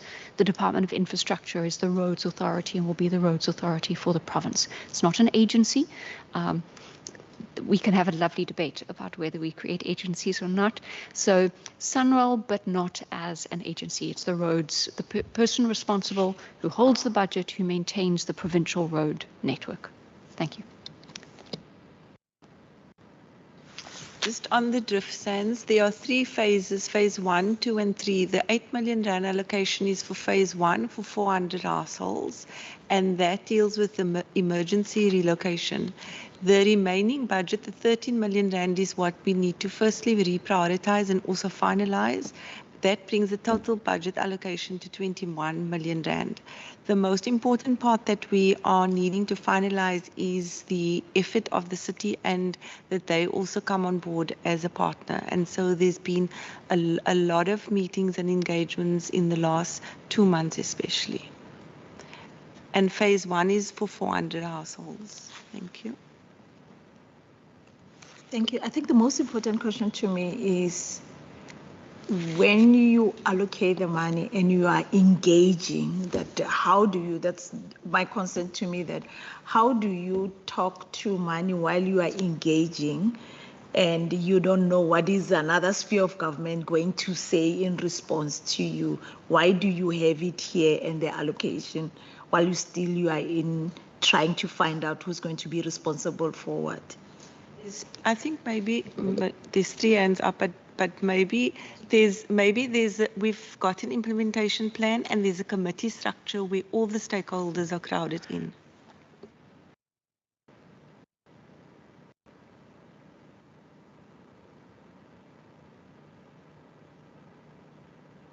Entail, so that I can align what you are saying to what is it that you want them to do in your plans? Where do they feature in those plans that you have here on the Blue Book? Okay, Madam Chair, I'll give the executive authority response, and the HOD can give the accounting authority because they spend the money. Madam Chair, I think for the committee to understand how we got to the 8 million, which is your main thing, how did we get to the rands and cents? Madam Chair, you need to understand the risk and concern about drift sands was actually flagged by the Department of Local Government, because, you know, their sister department, Environmental Affairs, was the custodian of the nature reserve. Now, this is where the things get tricky. There's a dam on drift sands, which is an asset of the city of Cape Town, which is where local government started coming to the fray, because there were cracks seen on the dam walls, which needed to be repaired. Ultimately, then, the Department of Local Government then brought it to the attention of Cabinet, and then, you know, the formal engagement started between Public Works, Human Settlements, but also the City of Cape Town, because the dam wall, it is a dam wall, not a real wall, is their asset. So we don't misunderstand me. And that is where it all emanated from. So we've had various discussions and various meetings. As part of the meetings where cabinet members were present, we then tasked a administrative working group or committee to quantify how much it will cost, to identify, and local government did a fair portion of the work to actually tell us what the flood risks was. There was weather predictions for that specific cycle. That's how we got to the 400 units, because they took an aerial photo and they identified the lowest located informal structures, which were the biggest at risk. So the logical question which we then passed, and I'm going to pass it over again to the administration, we've identified through the aerial routes, the shots, the X number of informal structures. Calculate how much it will cost to move them, find a place to move them to temporarily, and how much that will cost. Then the City of Cape Town said, look, they needed a clear mandate, but then all parties agreed. HDA would then perform the functions administratively in terms of movement and so forth. So I've given you the executive authority oversight into drift sands. Now the administrative component will kick in, because the quantifying and the rands and cents were what they calculated, actually, Gooch. Right, let me see if I can provide additions to Minister's response. So the 8 million, as is indicated, and HD Skielman's indicated, is to move the people that have been identified as most vulnerable, as Minister has mentioned, around the floodplain, along where the river is, as well as around on the dam wall, to be able to allow the city to move in to then repair the wall. The issues around relocation is still within drift sands, and that's why Minister has mentioned it's not to go and purchase property elsewhere in terms of relocations. It was to relocate, and the conversations I believe that Environmental Affairs and Development Planning colleagues, Human Settlements and others had was for relocation within the drift sands area, Chair. What was required is that portions of the site or areas that were potentially open for people to be relocated to need to be cleared. There needed to be compaction. Some of it's dunes, it's sand, so that's what was required to be done. And a particular allocation was then made from the Human Settlements program to be able to fund the work in terms of the relocation of people from those core critical areas, so that the city could then move in and repair the wall. The points that were then raised about the next phase and the interactions with the city, of course, take it into the next stage of the work, because drift sands actually needs to be properly planned. We've got to look at basic services. You've got to look at the whole layout and what's required there, on the basis that Cape Nature and the Department of Environmental Affairs and Development Planning have now had drift sands deproclaimed, if my memory serves me correctly, as a nature reserve. It's now been deproclaimed. And that then means that you have to engage with the City of Cape Town and the province, because the property is owned by us, about what the future is going to be. You're going to have to plan properly from a settlement perspective now across that particular site. And that's the next stage, for which funding is not that 8 million. That's still the next step to be done. So the 8 million is to respond to the immediate need, Chair. Thank you very much. I think we will continue on another day about that, because the same members that are here for local government and environmental, the communication we got, because we had drift sands on the agenda, and they said the whole informal settlements is on uninhabitable land parcel. So if you take a certain portion and the other portion is there, and when you move them where there is another discussion for another day, because there are too many dynamics. Where are you going to put the services? And they are where they are not supposed to be. So that's the core problem of the drift sands. Members, I am going to present the whole budget. If you don't have questions, that means we are done with the budgets. Member More. Member More. Thank you. Chair, I'm very interested in the G4J at the moment, and I wanted to get an understanding of whether the budget took into account the growth for jobs strategy announced by the Minister, and if not, or following its tabling and cabinet, how the budget may be shifted or changed to adhere to the G4J. And then page 444, I noted that there is a move from FLISP to the Help Me Buy subsidy. It looks like a very interesting move, and I just wanted to get a better understanding of the challenges and the successes to date. And then just in terms of risks, so these get mentioned on page 451. Actually, no, this is covered by previous questions. So I'll go to 452. It spoke about reprioritization, and before that, it spoke about risk. And Minister also mentioned, I believe it was Minister or HOD mentioned distribution as one of the focus areas going forward for Eskom and for load shedding. And if I just could get a little bit more clarity on the role that the department is playing in bolstering distribution for electricity. Okay, thank you, Chair. Member Sileku. Member Maran? I thought you have questions. Okay. Thanks, Chair. Just on the issue of the Western Cape Provincial Roads Authority, and I fully understand. And I haven't said that there will be an agency for the Western Cape. I'm saying the Western Cape Department will become the agency. They will be responsible for the infrastructure. of roads. Then, Chair, on page 437, special transformation. The aim is to create a spatially transformed province in which residents live in well-connected, vibrant, climate-resilient, sustainable locations, and so you can continue. So I just wanted to check, Chair, whether there's current running projects that is linked to this spatial transformation. And then secondly, Chair, whether this department have done a land audit, whether it's municipal land, provincial or national, and if, what is the detail of those?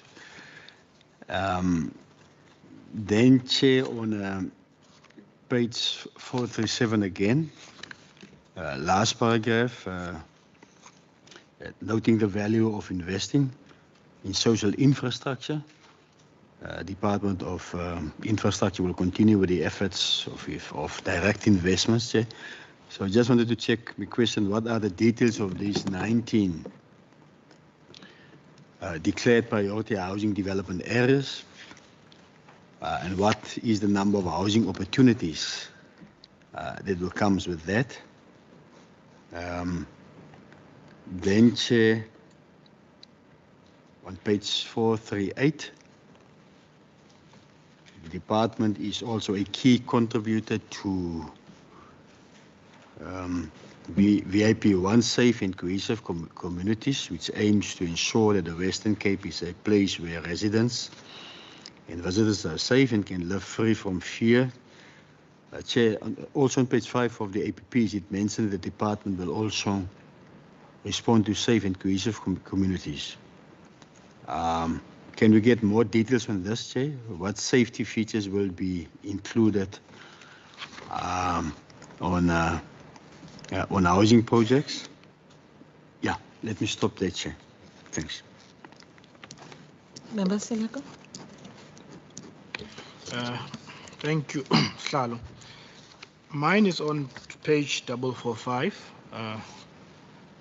Yeah, as one, it pertains to program 5 in terms of the number of participants that was taken through training, which is a great number, 234 participants. And my question then is, we've always been exposed to emerging contractors being trained, and they attend the sessions. You'll have 10 and then 5 dies, and you don't even know when did they die. So to make sure that the word emerging does changes to sustainable contractors, once they have done or once they have attended training, what is the role that you as a department play to make sure that you monitor or keep up to date with them in terms of making sure that they ultimately become what we envisage them to become as emerging contractors in the future? And then on page 446, also on program 2, the feasibility assessments. Is there any timelines, linked to those assessments? By when are you expecting to do those assessments, and by when do you expect them? Because I know it's about looking at different energy sources, because now we've got a big crisis and we cannot have assessments not aligned to timeframes, because we'll end up like someone we don't want to mention. And then on the same page, also 446, it has become a norm now that people have to work 3 days in the office and then maybe 3 days at home. But what we tend to find that all these arrangements are done on ad hoc basis. Does the department have any policy to manage such?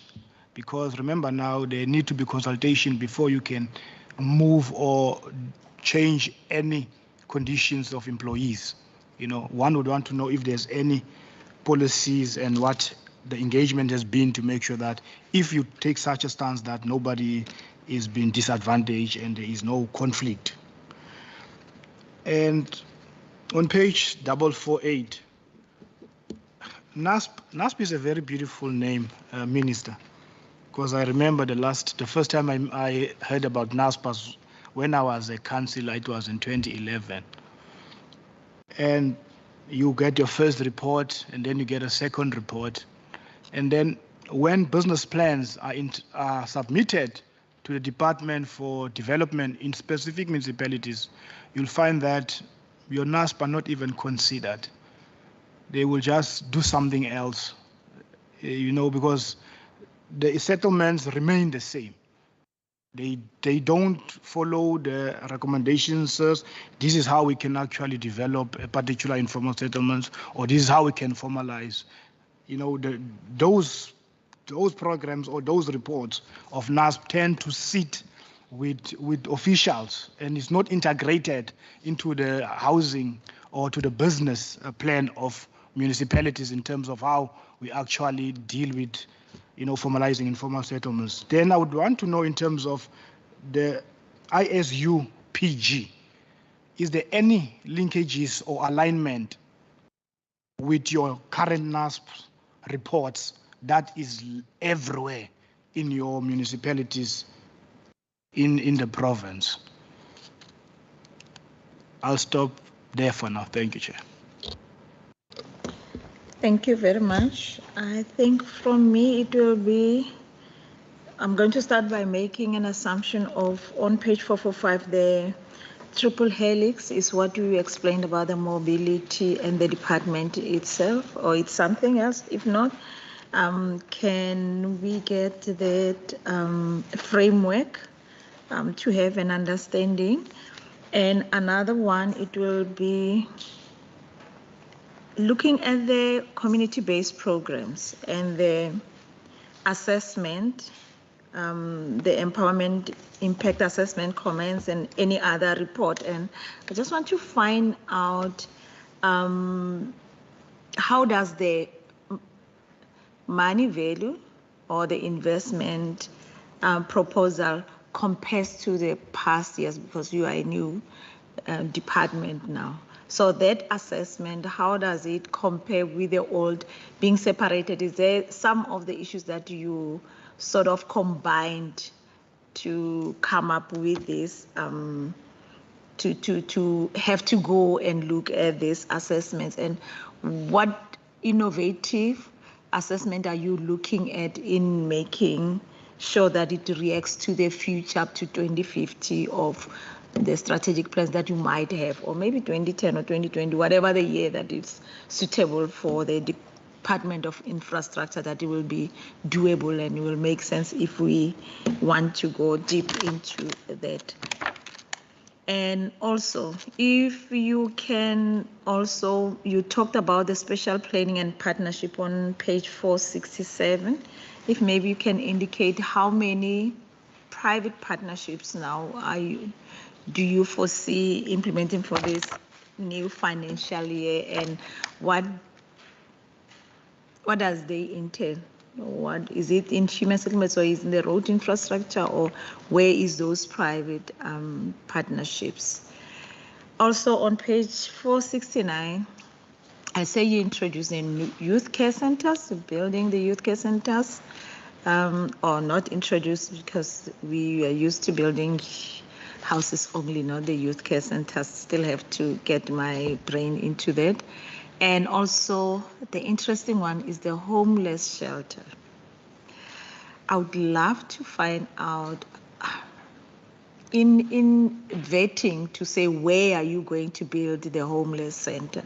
How did you come about? Because I see it's only one that is there. Why that space? Because the need for the homeless centers is like everywhere. And what made you to choose that specific area for the homeless center? And on page 481, it's just for me to understand. You've got the number of learnerships, the bursaries, the appointment, but when coming to number of days spent on training, is 5357 for this financial year. Now I'm looking at that and looking at page 445 of all the implementation of the training programs. Can you help me to align the two so that it can make sense to me? And else? Okay, I think for now that will be what I do have. Thank you very much. HOD? Thank you, Chair. Obviously, the bulk of your questions are now in detail, and I'll ask that the relevant HOD address it or delegate it accordingly. Just in terms of the skills development programs, once again, because I've had the honor of seeing both departments in the current form and their programs, and there is a convergence of some of their programs when it comes to the upskilling of lower graded individuals that's within the construction sector. So, and we have got a great story to tell on more than one, which has now gone up in the grading levels through the assistance to Public Works program that I've been privy to, and I've engaged this individual company as well. So HOD Gooch, it's just through you, because that's a great success story which speaks to, I think, the question of Member Saleko and Member Murray. In terms of your energy question, Madam Chair, I think just so that the members can understand, because they're going to deal with the complexities which we also deal with. The electricity grid is in two formats. You have the national grid and you have municipal grids. Remember, provinces don't own electricity grids. It's only these two grids. But what we have through the Energy Council, which I also serve on, and HOD Gooch is part of the Technical Energy Council, what we have identified is for the Western Cape to over time become less reliant and phase out the heavy reliance on Eskom. The focus will be how do we focus on our municipal electricity grid systems?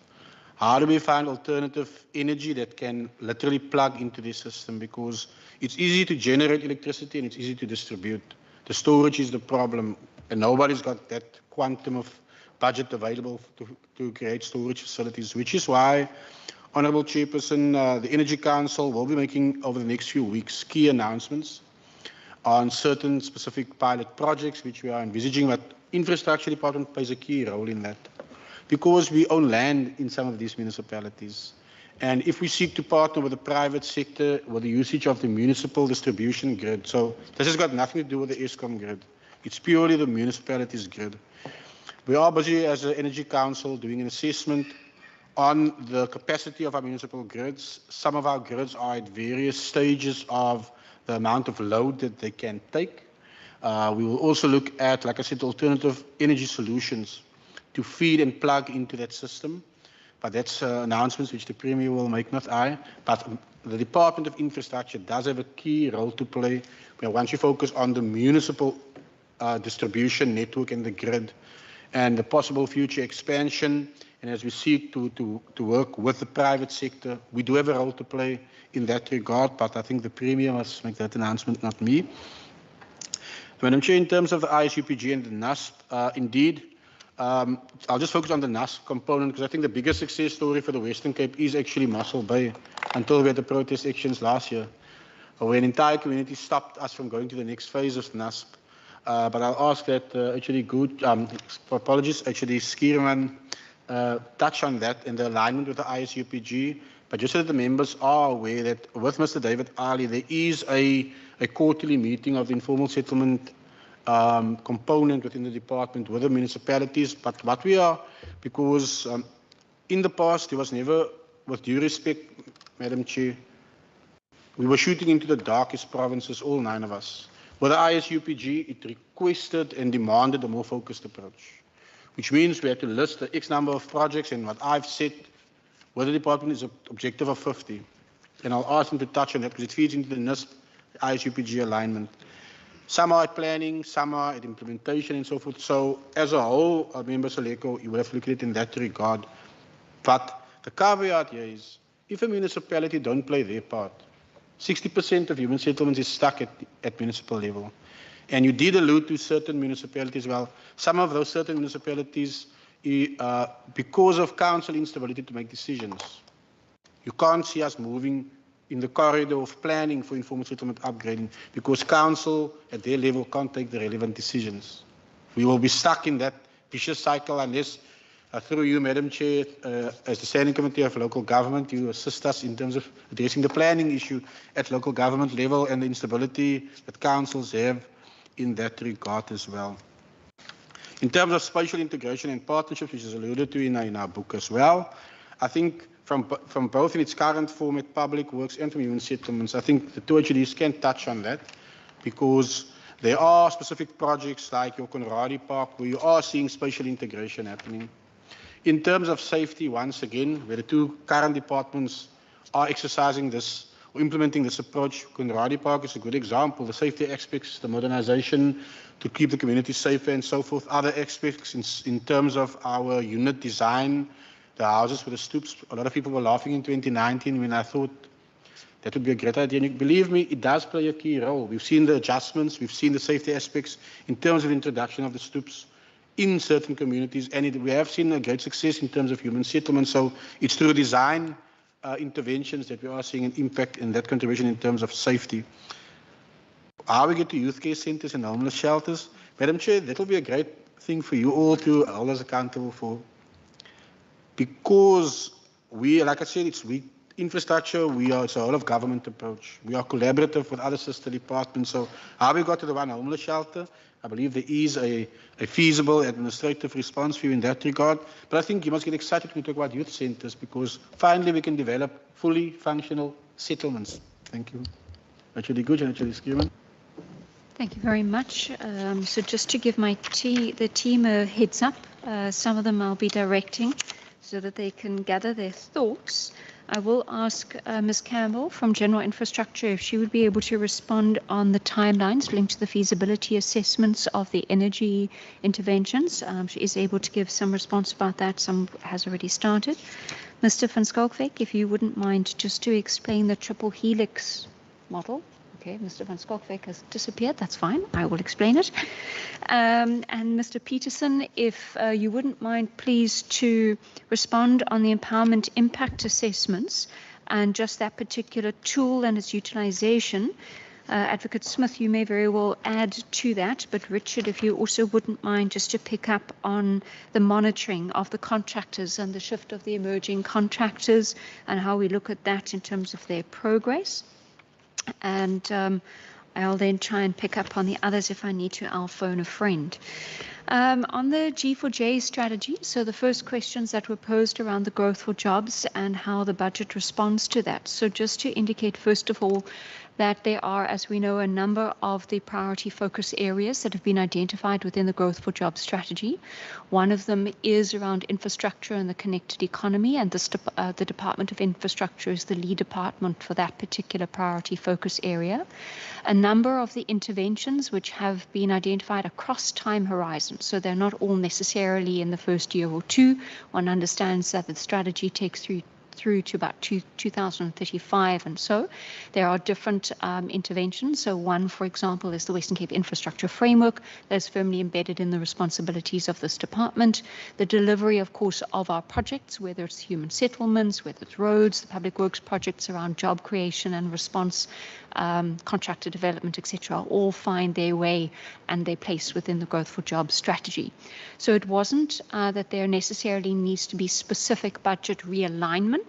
It's also about showing, and certainly that there is area of our work that is aligned to the Growth for Jobs. What, of course, is new, as we know and was announced, was the energy allocations, and that links to one of the other priority focus areas of the G4J, for which specific budget has been allocated and is within the Vote 10 submissions. Minister's already spoken about the distribution networks and the role of the department, which is also then to provide assistance, support, and a bit of an overall planning and view and assessment of the distribution networks in order to help to direct investment in line with where we see new energy coming into the grid if the distribution networks need upgrading, and to work then with the municipalities. The spatial transformation, a number of projects, as was mentioned by Minister, there are quite a few that are working. Ones that you would have seen referenced within the budget documentation, of course, are the Founders Garden Artscape Precinct, where there we're anticipating over 2,300 units in terms of yield from a housing opportunity, but it is mixed use, so it's also mixed development. You've got the Liulo project and a few others, just as some examples, and they are listed within the budget documentation that from a Department of Infrastructure perspective, we believe help to support spatial transformation across the Western Cape and, of course, particularly within the city of Cape Town. The question about land audits and whether they're done, of course, we hold the asset register for the provincial government. We do not hold the asset register at a municipality or national level. Those are those particular spheres of government's responsibility. We do have and interact on a regular basis, certainly with municipalities and with the National Department, particularly National Department of Public Works and Infrastructure, who is the custodian at a national level and would have an analysis and understanding of the land that is attached to the national government. And where necessary, then, there is interaction between the spheres of government around land parcels that need to change and be transferred from one sphere of government to the other for particular projects that are required to be implemented. Then the other ones that I'd like to pick up on, Mr. van Schalkwyk, in your absence, I had allocated the triple helix to you. So when I'm done, that one I'll ask you to respond to.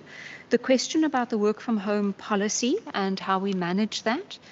Of course, there will need to be a new engagement with the Department of Infrastructure from the 1st of April and with the staff within the Department of Infrastructure. There is already a draft policy that I have had drafted pending the go-live date of 1st of April. I can obviously speak from experience within the TPW side, just so that you get a sense. There is a policy in place. We do have that top management agreed to, and it was consulted through the IMLC processes with the unions. So it is my intention to follow the same process on the 1st of April, 3rd, 4th, 5th. First is a Saturday, to make sure that there is then a policy in place for the Department of Infrastructure in relation to how that governs and manages, understanding that not every position, not every type of work can be done from home. So there is obviously and has to be a differentiated approach. Then how many private partnerships are envisaged? Of course, when we talk about public-private partnerships, there is one formal triple P in place. Let's say if I say formal, you know what I mean in terms of the Treasury side of things, which is the Chapman's Peak public-private partnership. We have registered one that is being explored for Caledon, for a piece of property that we own in Caledon, to go through a process around a triple P, which is looking at office accommodation and to bring a number of departments together there. That's the formal triple P process. But certainly the point that Minister raises, and you would have heard through his inputs on the infrastructure framework, and what we've captured in our budget documentation is when we talk about public-private partnerships, we tend to use the little p's on the fact that this is about partnerships between government and private sector in different forms and different approaches. So one could contend that even the Conradi Park as a development approach is a public-private partnership. It's public property and with the private sector. And those are the things that we will be pursuing. Again, as I've mentioned a little earlier, some of the projects, Founders Garden, Leeuloop, that during the term of this budget will be going out for development proposals and then finally hoping to get to closure. So there are a number of those. There are other types of partnerships with, if I could say, public in terms of municipalities. If we think about roads where we've got agreements, for example, with the Drakenstein municipality, where they've been contributing to the upgrade of one of the roads in their area, which is a priority. There is another different model where we've got an agreement with a group of farmers in terms of inputs around one of the gravel roads. So there's different types of partnerships, private and public partnerships, that the Department of Infrastructure will be pursuing further and with greater vigor and urgency in the coming years. The questions about the CYCCs and the homeless shelters, and certainly if Shane or Andrea would like to add, I'd like to start the response by saying that where they are and how we come up with the particular locations is firmly vested in that department identifying the need within the user asset management plan. So the Department of Social Development identifies a particular need, and they need, because their intention is for us to use government property to respond.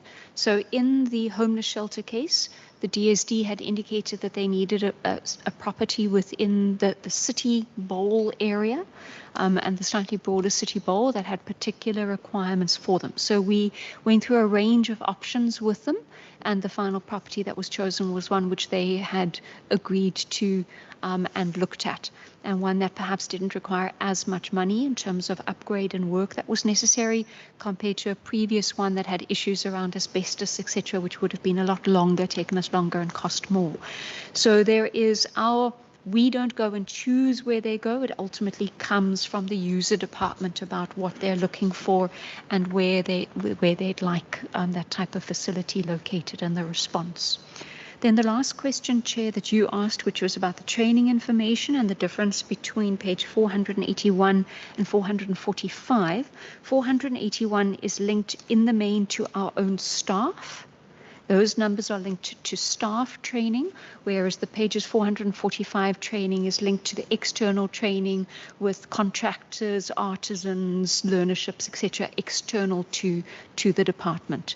So that is my my understanding of the difference between those two pages. Okay. Is the department our own staff? Yes. The 5,000, so the number of days spent on training, 5,357 that you see on page 481, is linked to our own staff in total over the year, what we anticipate the total amount that's been allocated from a training point of view. All right. So through you, Chair, if I may then ask that Ms. Campbell pick up on the energy aspects, the feasibility, and then after you, Ms. Campbell, if I could ask Mr. Peterson for you to pick up on the contractor empowerment impact assessment and the tracking of the contractors. Advocate Smith, if you'd like to add, please do so, and then to Mr. van Skalkwyk on the triple helix explanation. Thank you. Thank you, HOD. Thank you, Chair. On the energy feasibility assessments, that work has already started and is ongoing. The team is looking at short and longer term options. And as a result, this is an exercise that we expect to continue for some time. Not to say that we won't then be initiating appropriate solutions as we go along and as we identify those.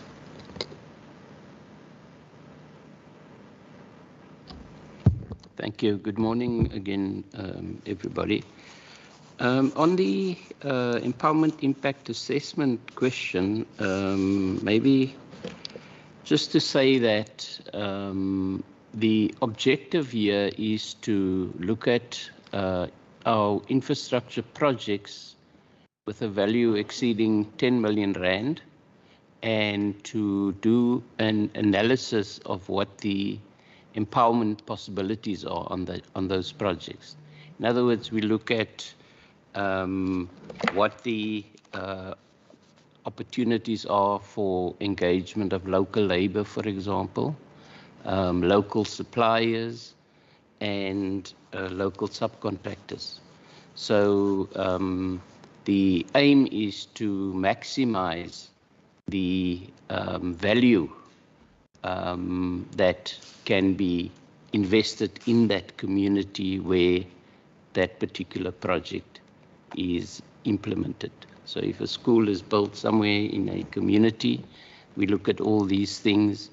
We then ensure that whatever the recommendations are that we find on these items, that gets incorporated in the tender documentation.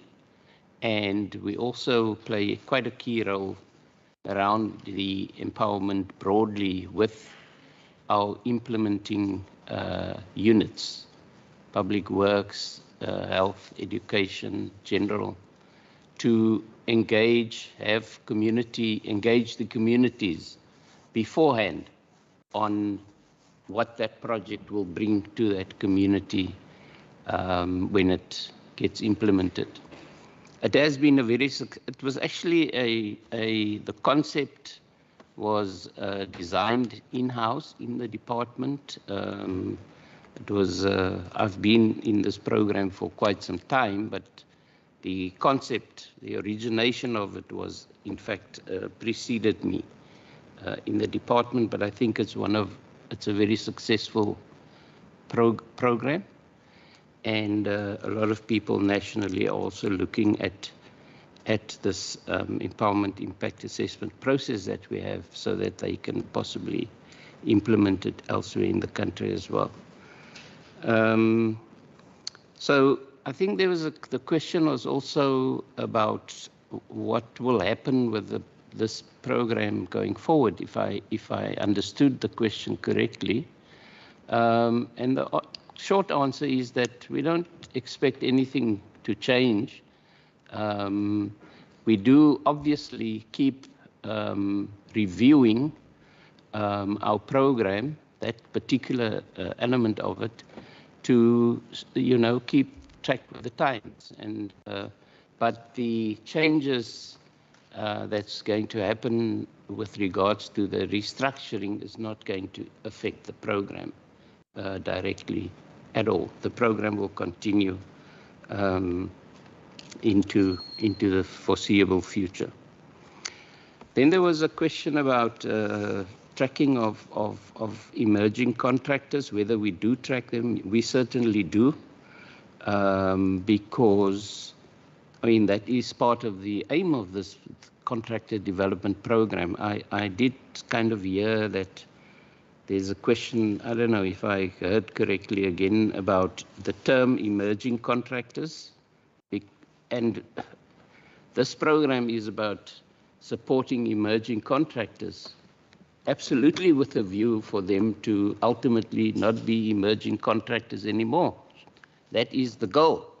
And there are plenty of success stories that we have about people that have come through this program from very low CIDB rating positions, and they have grown through, to become, I think once you get to, because we still provide mentorship support to contractors in the CIDB grading 3 to 5.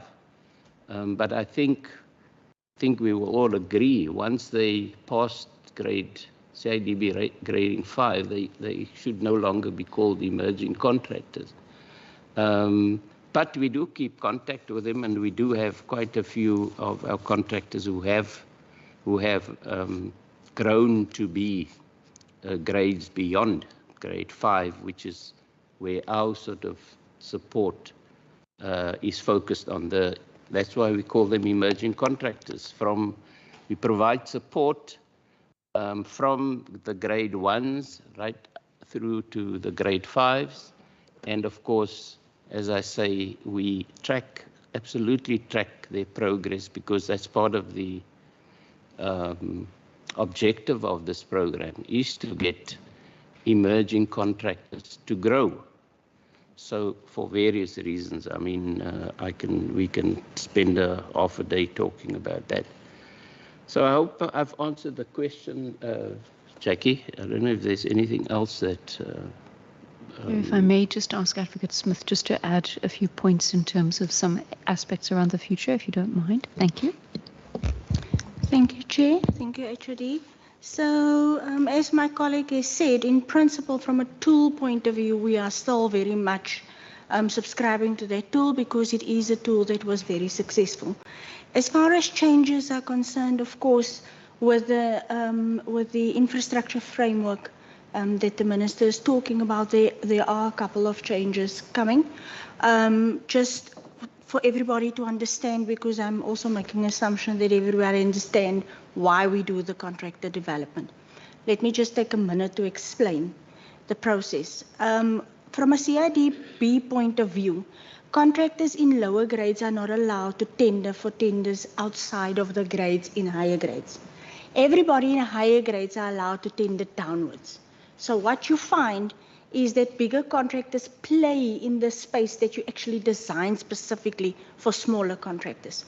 And so a lot of thought has gone into how do we protect smaller contractors so that you develop them almost out of the emerging space into the small, medium kind of contractor space.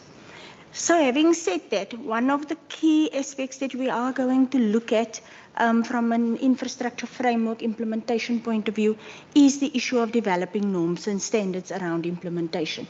And the reason for that is the following. At the moment, we are not the sole infrastructure department. infrastructure sits in education, in health, it sits in .P, it sits in local government, and so on and so forth. And for the moment, the whole point is somebody needs to determine what is the norms and standards that are going to affect how you implement, how we are all going to deal with small contractors, how we are all going to work towards the bringing together almost from an infrastructure framework point of view, the elements around infrastructure. So that's one of the key ones. The second one is everybody is probably familiar with the changes in the preferential procurement regulations. Now, the one aspect that I can say and confirm is that the empowerment impact assessment is one of the key factors that was adopted by the National Treasury as one of the things in which you almost leverage your infrastructure budget when you go and implement projects in communities. Having said that, what has changed in the main in the preferential procurement regulations and its impact into this tool is the issue of designations of local content is completely removed, and we're going back to the actual Preferential Procurement Policy Framework Act, which talks about focusing on the goals of the RDP. In other words, you can bring in previously disadvantaged groups and say, this is going to be a key focus for our projects. Let's say you talk about your SMMEs. SMMEs as a group wasn't something that in the new preferential procurement regulations had some focus. Okay, so if we now want to say that's something that we're going to target, then we can actually build a policy around that from an implementation point of view as far as projects are concerned. Not that you are allowed to actually prevent other people from tendering, but that you provide for a preference so that they almost qualify for more marks if you talk about the scoring. The other one then, in terms of sustainability, because there was a question asked about the emerging contractors and the sustainability, because remember, you can't always keep them in a program for emerging contractors. It is not sustainable. But it's also not government alone that needs to sustain these contractors. The whole point is that they are able to compete in the infrastructure sector, broadly speaking. So private sector and government. And that we need to factor in. Future considerations as well from an infrastructure framework point of view is the focus on corporate social investment. In other words, how do you get the big companies and the small ones to actually give us a plan for how they would use or how they can use their corporate social investment when we are going to implement infrastructure plans or projects. And that for me is leveraging the infrastructure budgets, not as part of the empowerment impact assessment tool, but as part of empowerment broadly speaking. We have had, we've done a little bit of an analysis actually engaging small contractors, maintenance contractors, where we found that those maintenance contractors will do more than what we pay them for from a corporate social investment point of view. The point is because that is not monitored, you don't see the impact. And what does that actually mean from a rand value point of view? And so that's kind of things that we want to focus on in future. And then last but not least is the issue around reviewing the delivery models for smaller contractors. So in the department, we've implemented a program for framework contracts. In other words, the contract is designed over 3 years, and the aim is it's only those framework contractors in those lower grades that the work such as maintenance work is given to. So your big contractors, they get your capital projects, but the smaller contractors get the frameworks. And the reason for it is in order to qualify with the CIDB for a higher grade, you need to prove that you've done one contract with a value over a certain value. And that's the only way that we can do that. Because remember what I said, if you're a smaller contractor, you can't tender outside of your grade. Okay, so therefore what we need to do, or what we needed to find, is a way that we design a project that doesn't set them up for failure, but that they get tasks to complete off of that project over a period of longer than a year, so that they can go and apply for their grading to be lifted. into higher gradings. So that's part of the things that we've done. And then the most important one probably is as part of empowerment.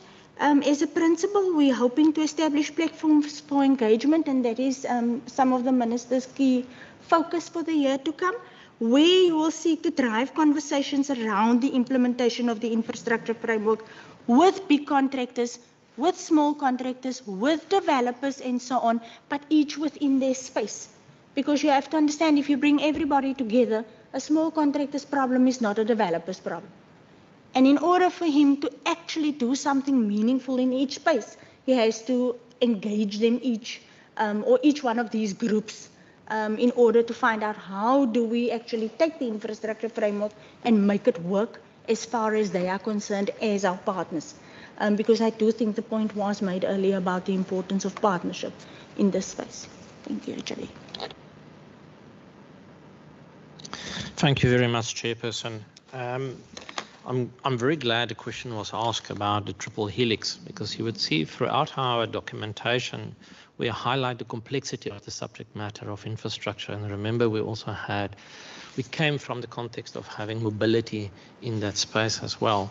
At the same time, we talk about the future and what does the future hold. So 2 years ago, we decided to enter into a partnership with academia and the private sector to try and instill futures thinking, complexity science, change management, and all of those critical traits that are required to navigate both complexity as well as the future into the department. Now, it's a country first, and as far as I know, it's still the only program of its nature. So what we entered into was a partnership with the University of Stellenbosch's Business School Institute for Futures Thinking, and a private sector company that is very much in tune with complexity sciences, who then later teamed up with the University of Cape Town for courses to be rolled out within the department. So our first step was to have our 2 directorates dealing with long-term policy and strategy on the infrastructure part and then on the transport side, enrolled into a coursework of 12 months. So it's not attending a conference or a seminar, proper coursework by academia, to instill basically all of the traits, and I think it was 9 to 12 modules that they had to work through to instill, the core traits that you require for futures thinking, change management, and then on the UCT side, focusing then very specifically on complexity science, and in rolling out an app-based program, which is a world first as well, to assist in officials understanding complexity science and then applying that to policy formulation. So the second cohort is in fact rolling out that work, and our agreement with the triple helix runs until May, but we're looking at, it was a pilot program to see what it means to install futures thinking into government. Countries like Finland are the leaders in this space. South Africa is lagging way behind. So it was a pilot for us to see how do you do that, and that's what the triple helix was about. Thank you. Thank you, Chair. I think if I may hand over through to HD Skierman for the human settlements related questions. Thank you. On the alignment of the municipalities when they submit to the content for business plan approval for ISUPG and HSDG grant funding, there's an application process and timelines that they go through in which they provide us with implementation plans and applications, and then we follow a process of engagement with municipalities, and then we do an internal analysis of what that means in terms of the funding that is available. There are a few times where the municipalities don't get the amounts they requested in the financial year they've requested because of funding constraints when you look at the overall budget, and also if the projects are not implementation ready. There's a lot of emphasis from national government that we need to make sure that it's implementation ready within the financial year, and then the monies are now spent within the financial year. In terms of the ISUPG grant funding, all informal settlement upgrades that are funded or approved for funding from the ISUPG grant, all of that is directly aligned to NAS methodology and reporting. We currently have 40 projects at various stages of implementation in the ISUPG grant to an amount of 505 million. Thank you.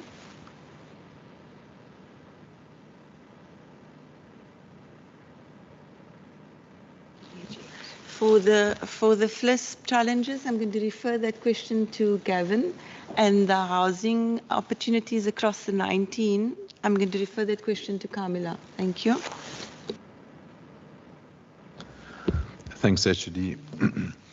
In terms of the FLISP space, obviously with the drop-off in demand through affordability, it's a key issue that it be addressed. So the department's doing various initiatives around that in terms of credit readiness training. Those are forming part of new terms of reference that go out for the marketing of the FLISP products. We're also looking at various processes around how we procure and how we look at the various procurement processes around FLISP. I think the challenges around security, around securing houses, we're also looking at efficiencies of how our projects get rolled out, how municipalities roll out projects. We're looking at how we can minimize risk, but at the same time looking to provide as much market uptake on the various FLISP opportunities. So it's an ongoing process. I think we're seeing the response in the market. We engage directly with the banks. And so there's an ongoing drive to optimize the various initiatives and how we take those forward into the new Department of Infrastructure as well. Thanks. Thank you. The question in terms of PHDA spending was about the number of households helped. We haven't got that data immediately on hand, but what we have done is analyze it in terms of budget spend. So for last year, we've spent in our PHDA areas, 46.3% of our budget was spent in PHDA areas. And for next financial year, 25% of our budget will be spent within PHDA areas. We can provide the information on the household numbers because we've got that. It's within our projects. We can provide it to the committee in a written response. Thank you. I think that is all the questions that have been asked. Members, before you do the follow-up, of which I have a follow-up, we need a body break. I'm in need of that. If we can agree that we have quite a number of 15 minutes. Okay, so that means we will be back. It's 11:37, and my 1+1, I haven't had coffee, it's not working. Just add 15 minutes there, and then you will get 52, and we'll be back at that time. Thank you very much.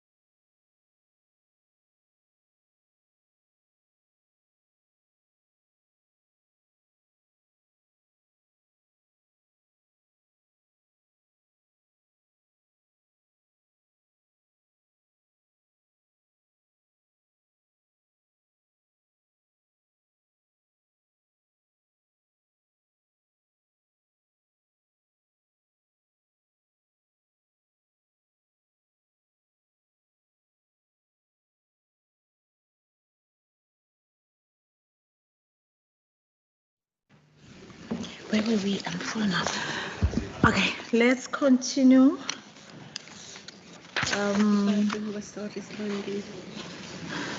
I think did we get the responses to all the questions?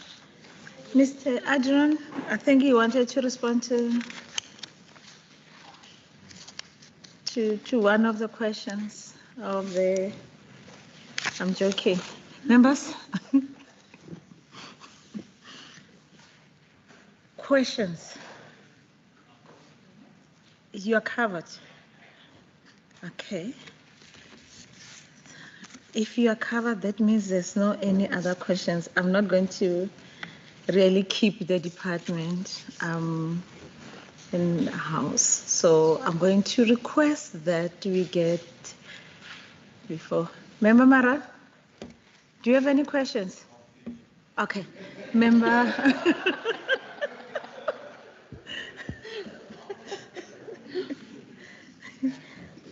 Okay, I am just going to ask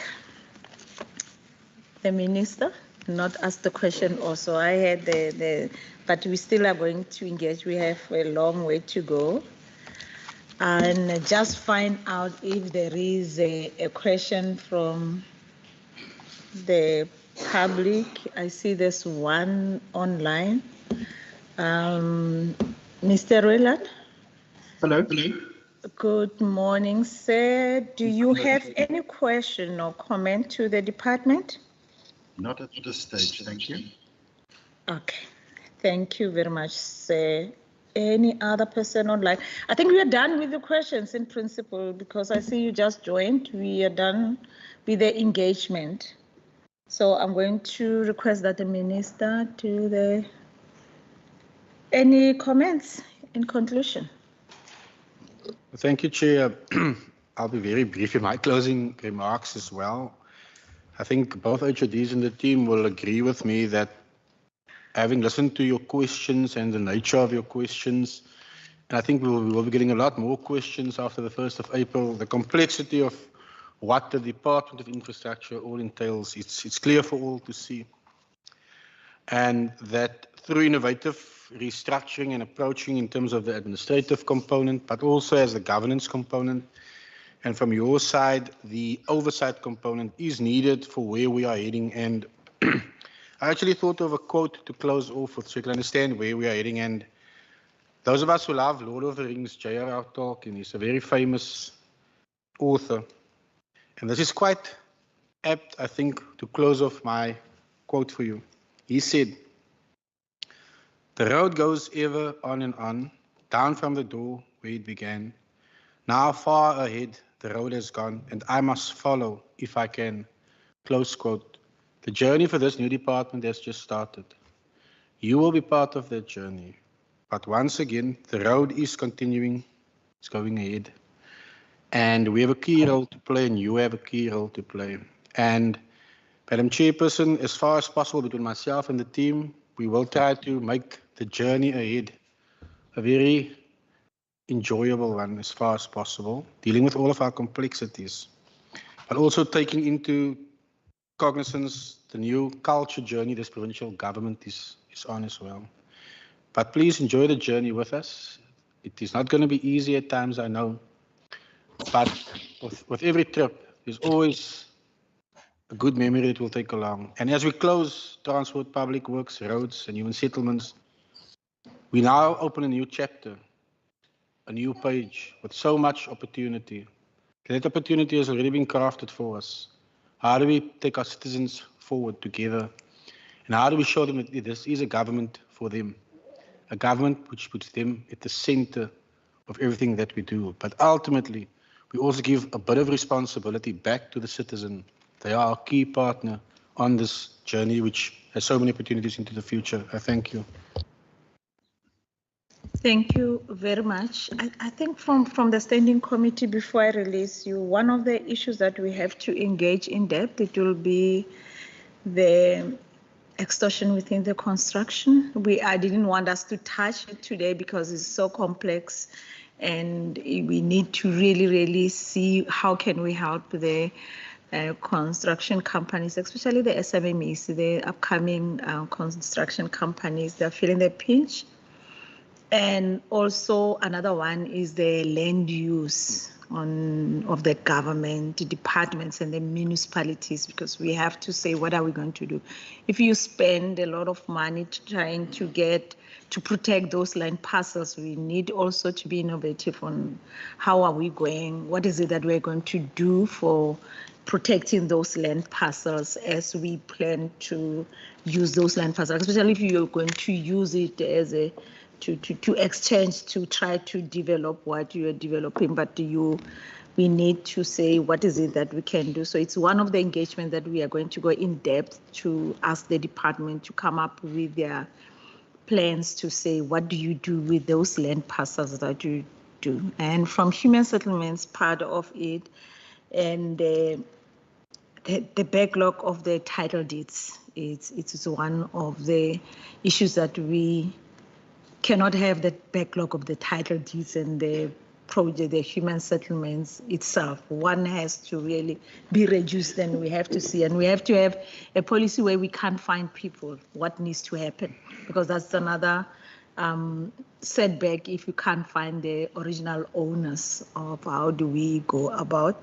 And the capacity, the underground capacity in the municipalities, we talk about 100,000 that moves in Western Cape, but we don't talk about how do we carry them in the underground infrastructure in different small towns. So we have to talk to that and saying that, what is it that we are doing? Where do we see a lot of people moving to which towns, and the municipalities, the readiness of accommodating those people within their bulk infrastructure? What is it that they do?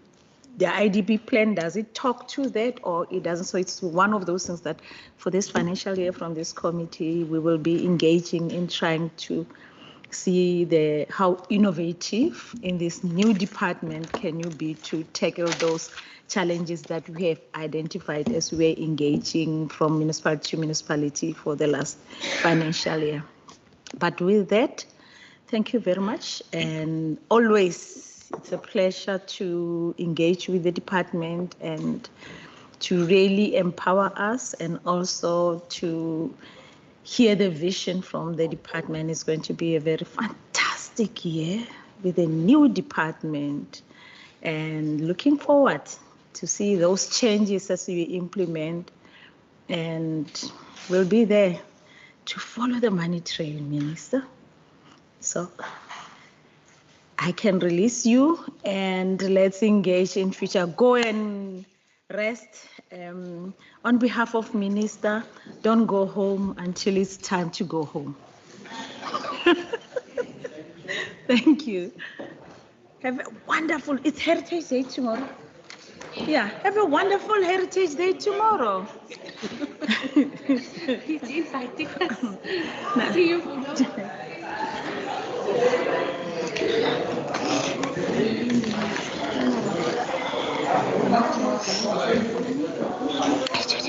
Thank you very much. Thank you. Yeah, thank you.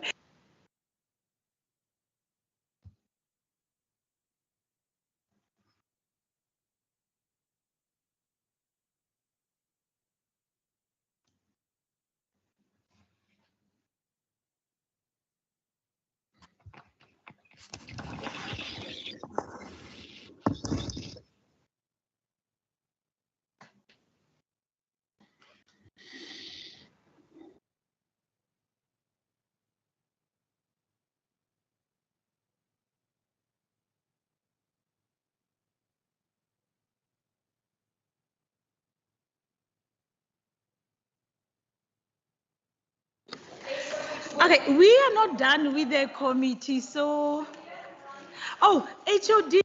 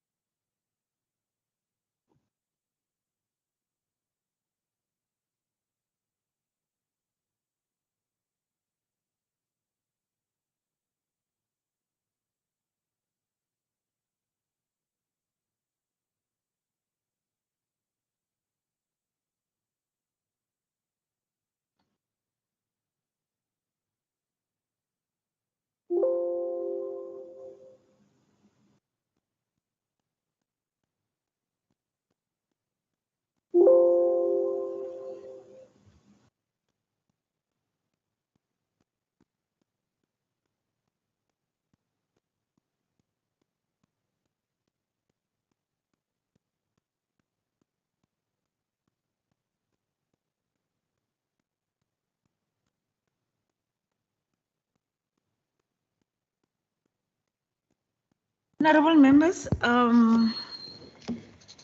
can we, in agreement, support or not support the vote? Honorable Member Mrach. Thank you very much. I propose that we support. Member Isaac. I second the proposal for Member Mrach. Thank you. Member Isaac. Member Mrach. Okay, I'm taking it that you are going to doing standing rule number 90. Okay, so summarily, let's adopt our report. Our report will look like this. A report of the Standing Committee on Infrastructure on vote 10.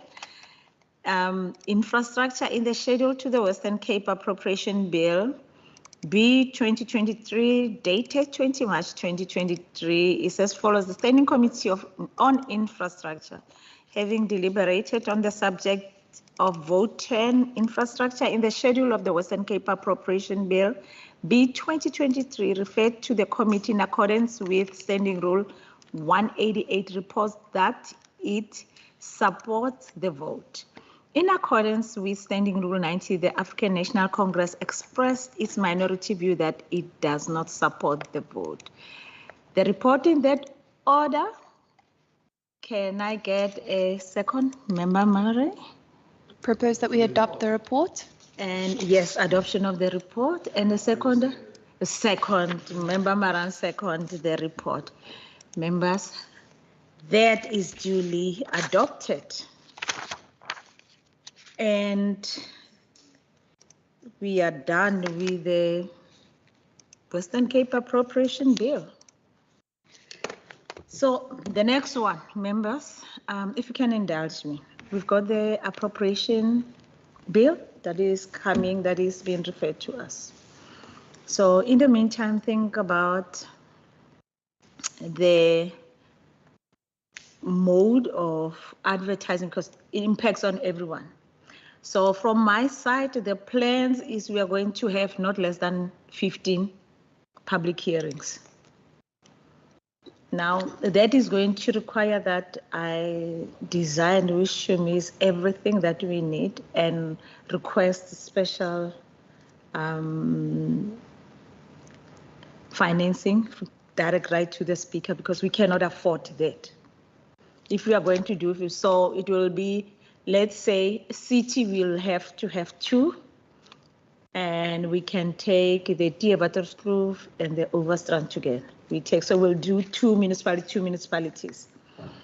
It will cost us also the transport to transport people to come and to do their submissions, and also the online. We'll do the online, but at the end we don't want to exclude. So it will be the whole of the province.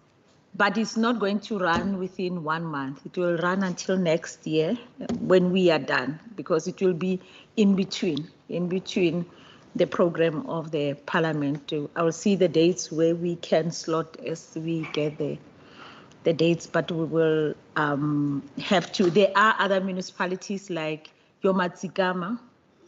You can't group Matsigama with any other municipality because the distance is far. So when you do Matsigama, we will have to do Matsigama alone. And when you do your Bergrivier, you can do it with your Swartland. It's not, or you can do it with Cedarburg. So those dynamics is what we are going to do. But at the end, we have to make sure that there's no one who's going to say that I was excluded. The food, transport, all translations in all languages, including the sign language, and the equipment, the translation equipment have to be there. And the other time when National was doing it, the lines were long of the submissions. So anticipate it will be the same thing, accommodation, buses, transport for the people to come and do the submissions. And if you think about any other thing, advertisement of that local government still have to engage the PO. I will put in a program for the PO to come and say how are they going to contribute in this to make sure that the different towns, they know that what is coming and sort of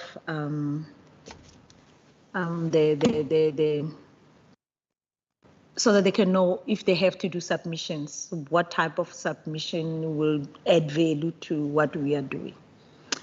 The 4th of April, we do have the briefing from the NCOP. They'll be coming for that bill to unpack it for us, and then after is then that we'll engage with the department to come and unpack it to us. So in the nutshell, that's what in this brain to say how are we going to roll. You can critique me or you can add. Member Maru? Thank you, Chair. Chair, I just think two things to consider in terms of cost as well would be the venue hire and inverters. In some municipalities, they won't have inverters at their civic centres, so it might be something to look into procuring. I didn't hear you. Two things to consider for cost. The first would be venue in instances where we'd have to pay, and then also inverters. So in the event that the civic or wherever we use doesn't have a backup.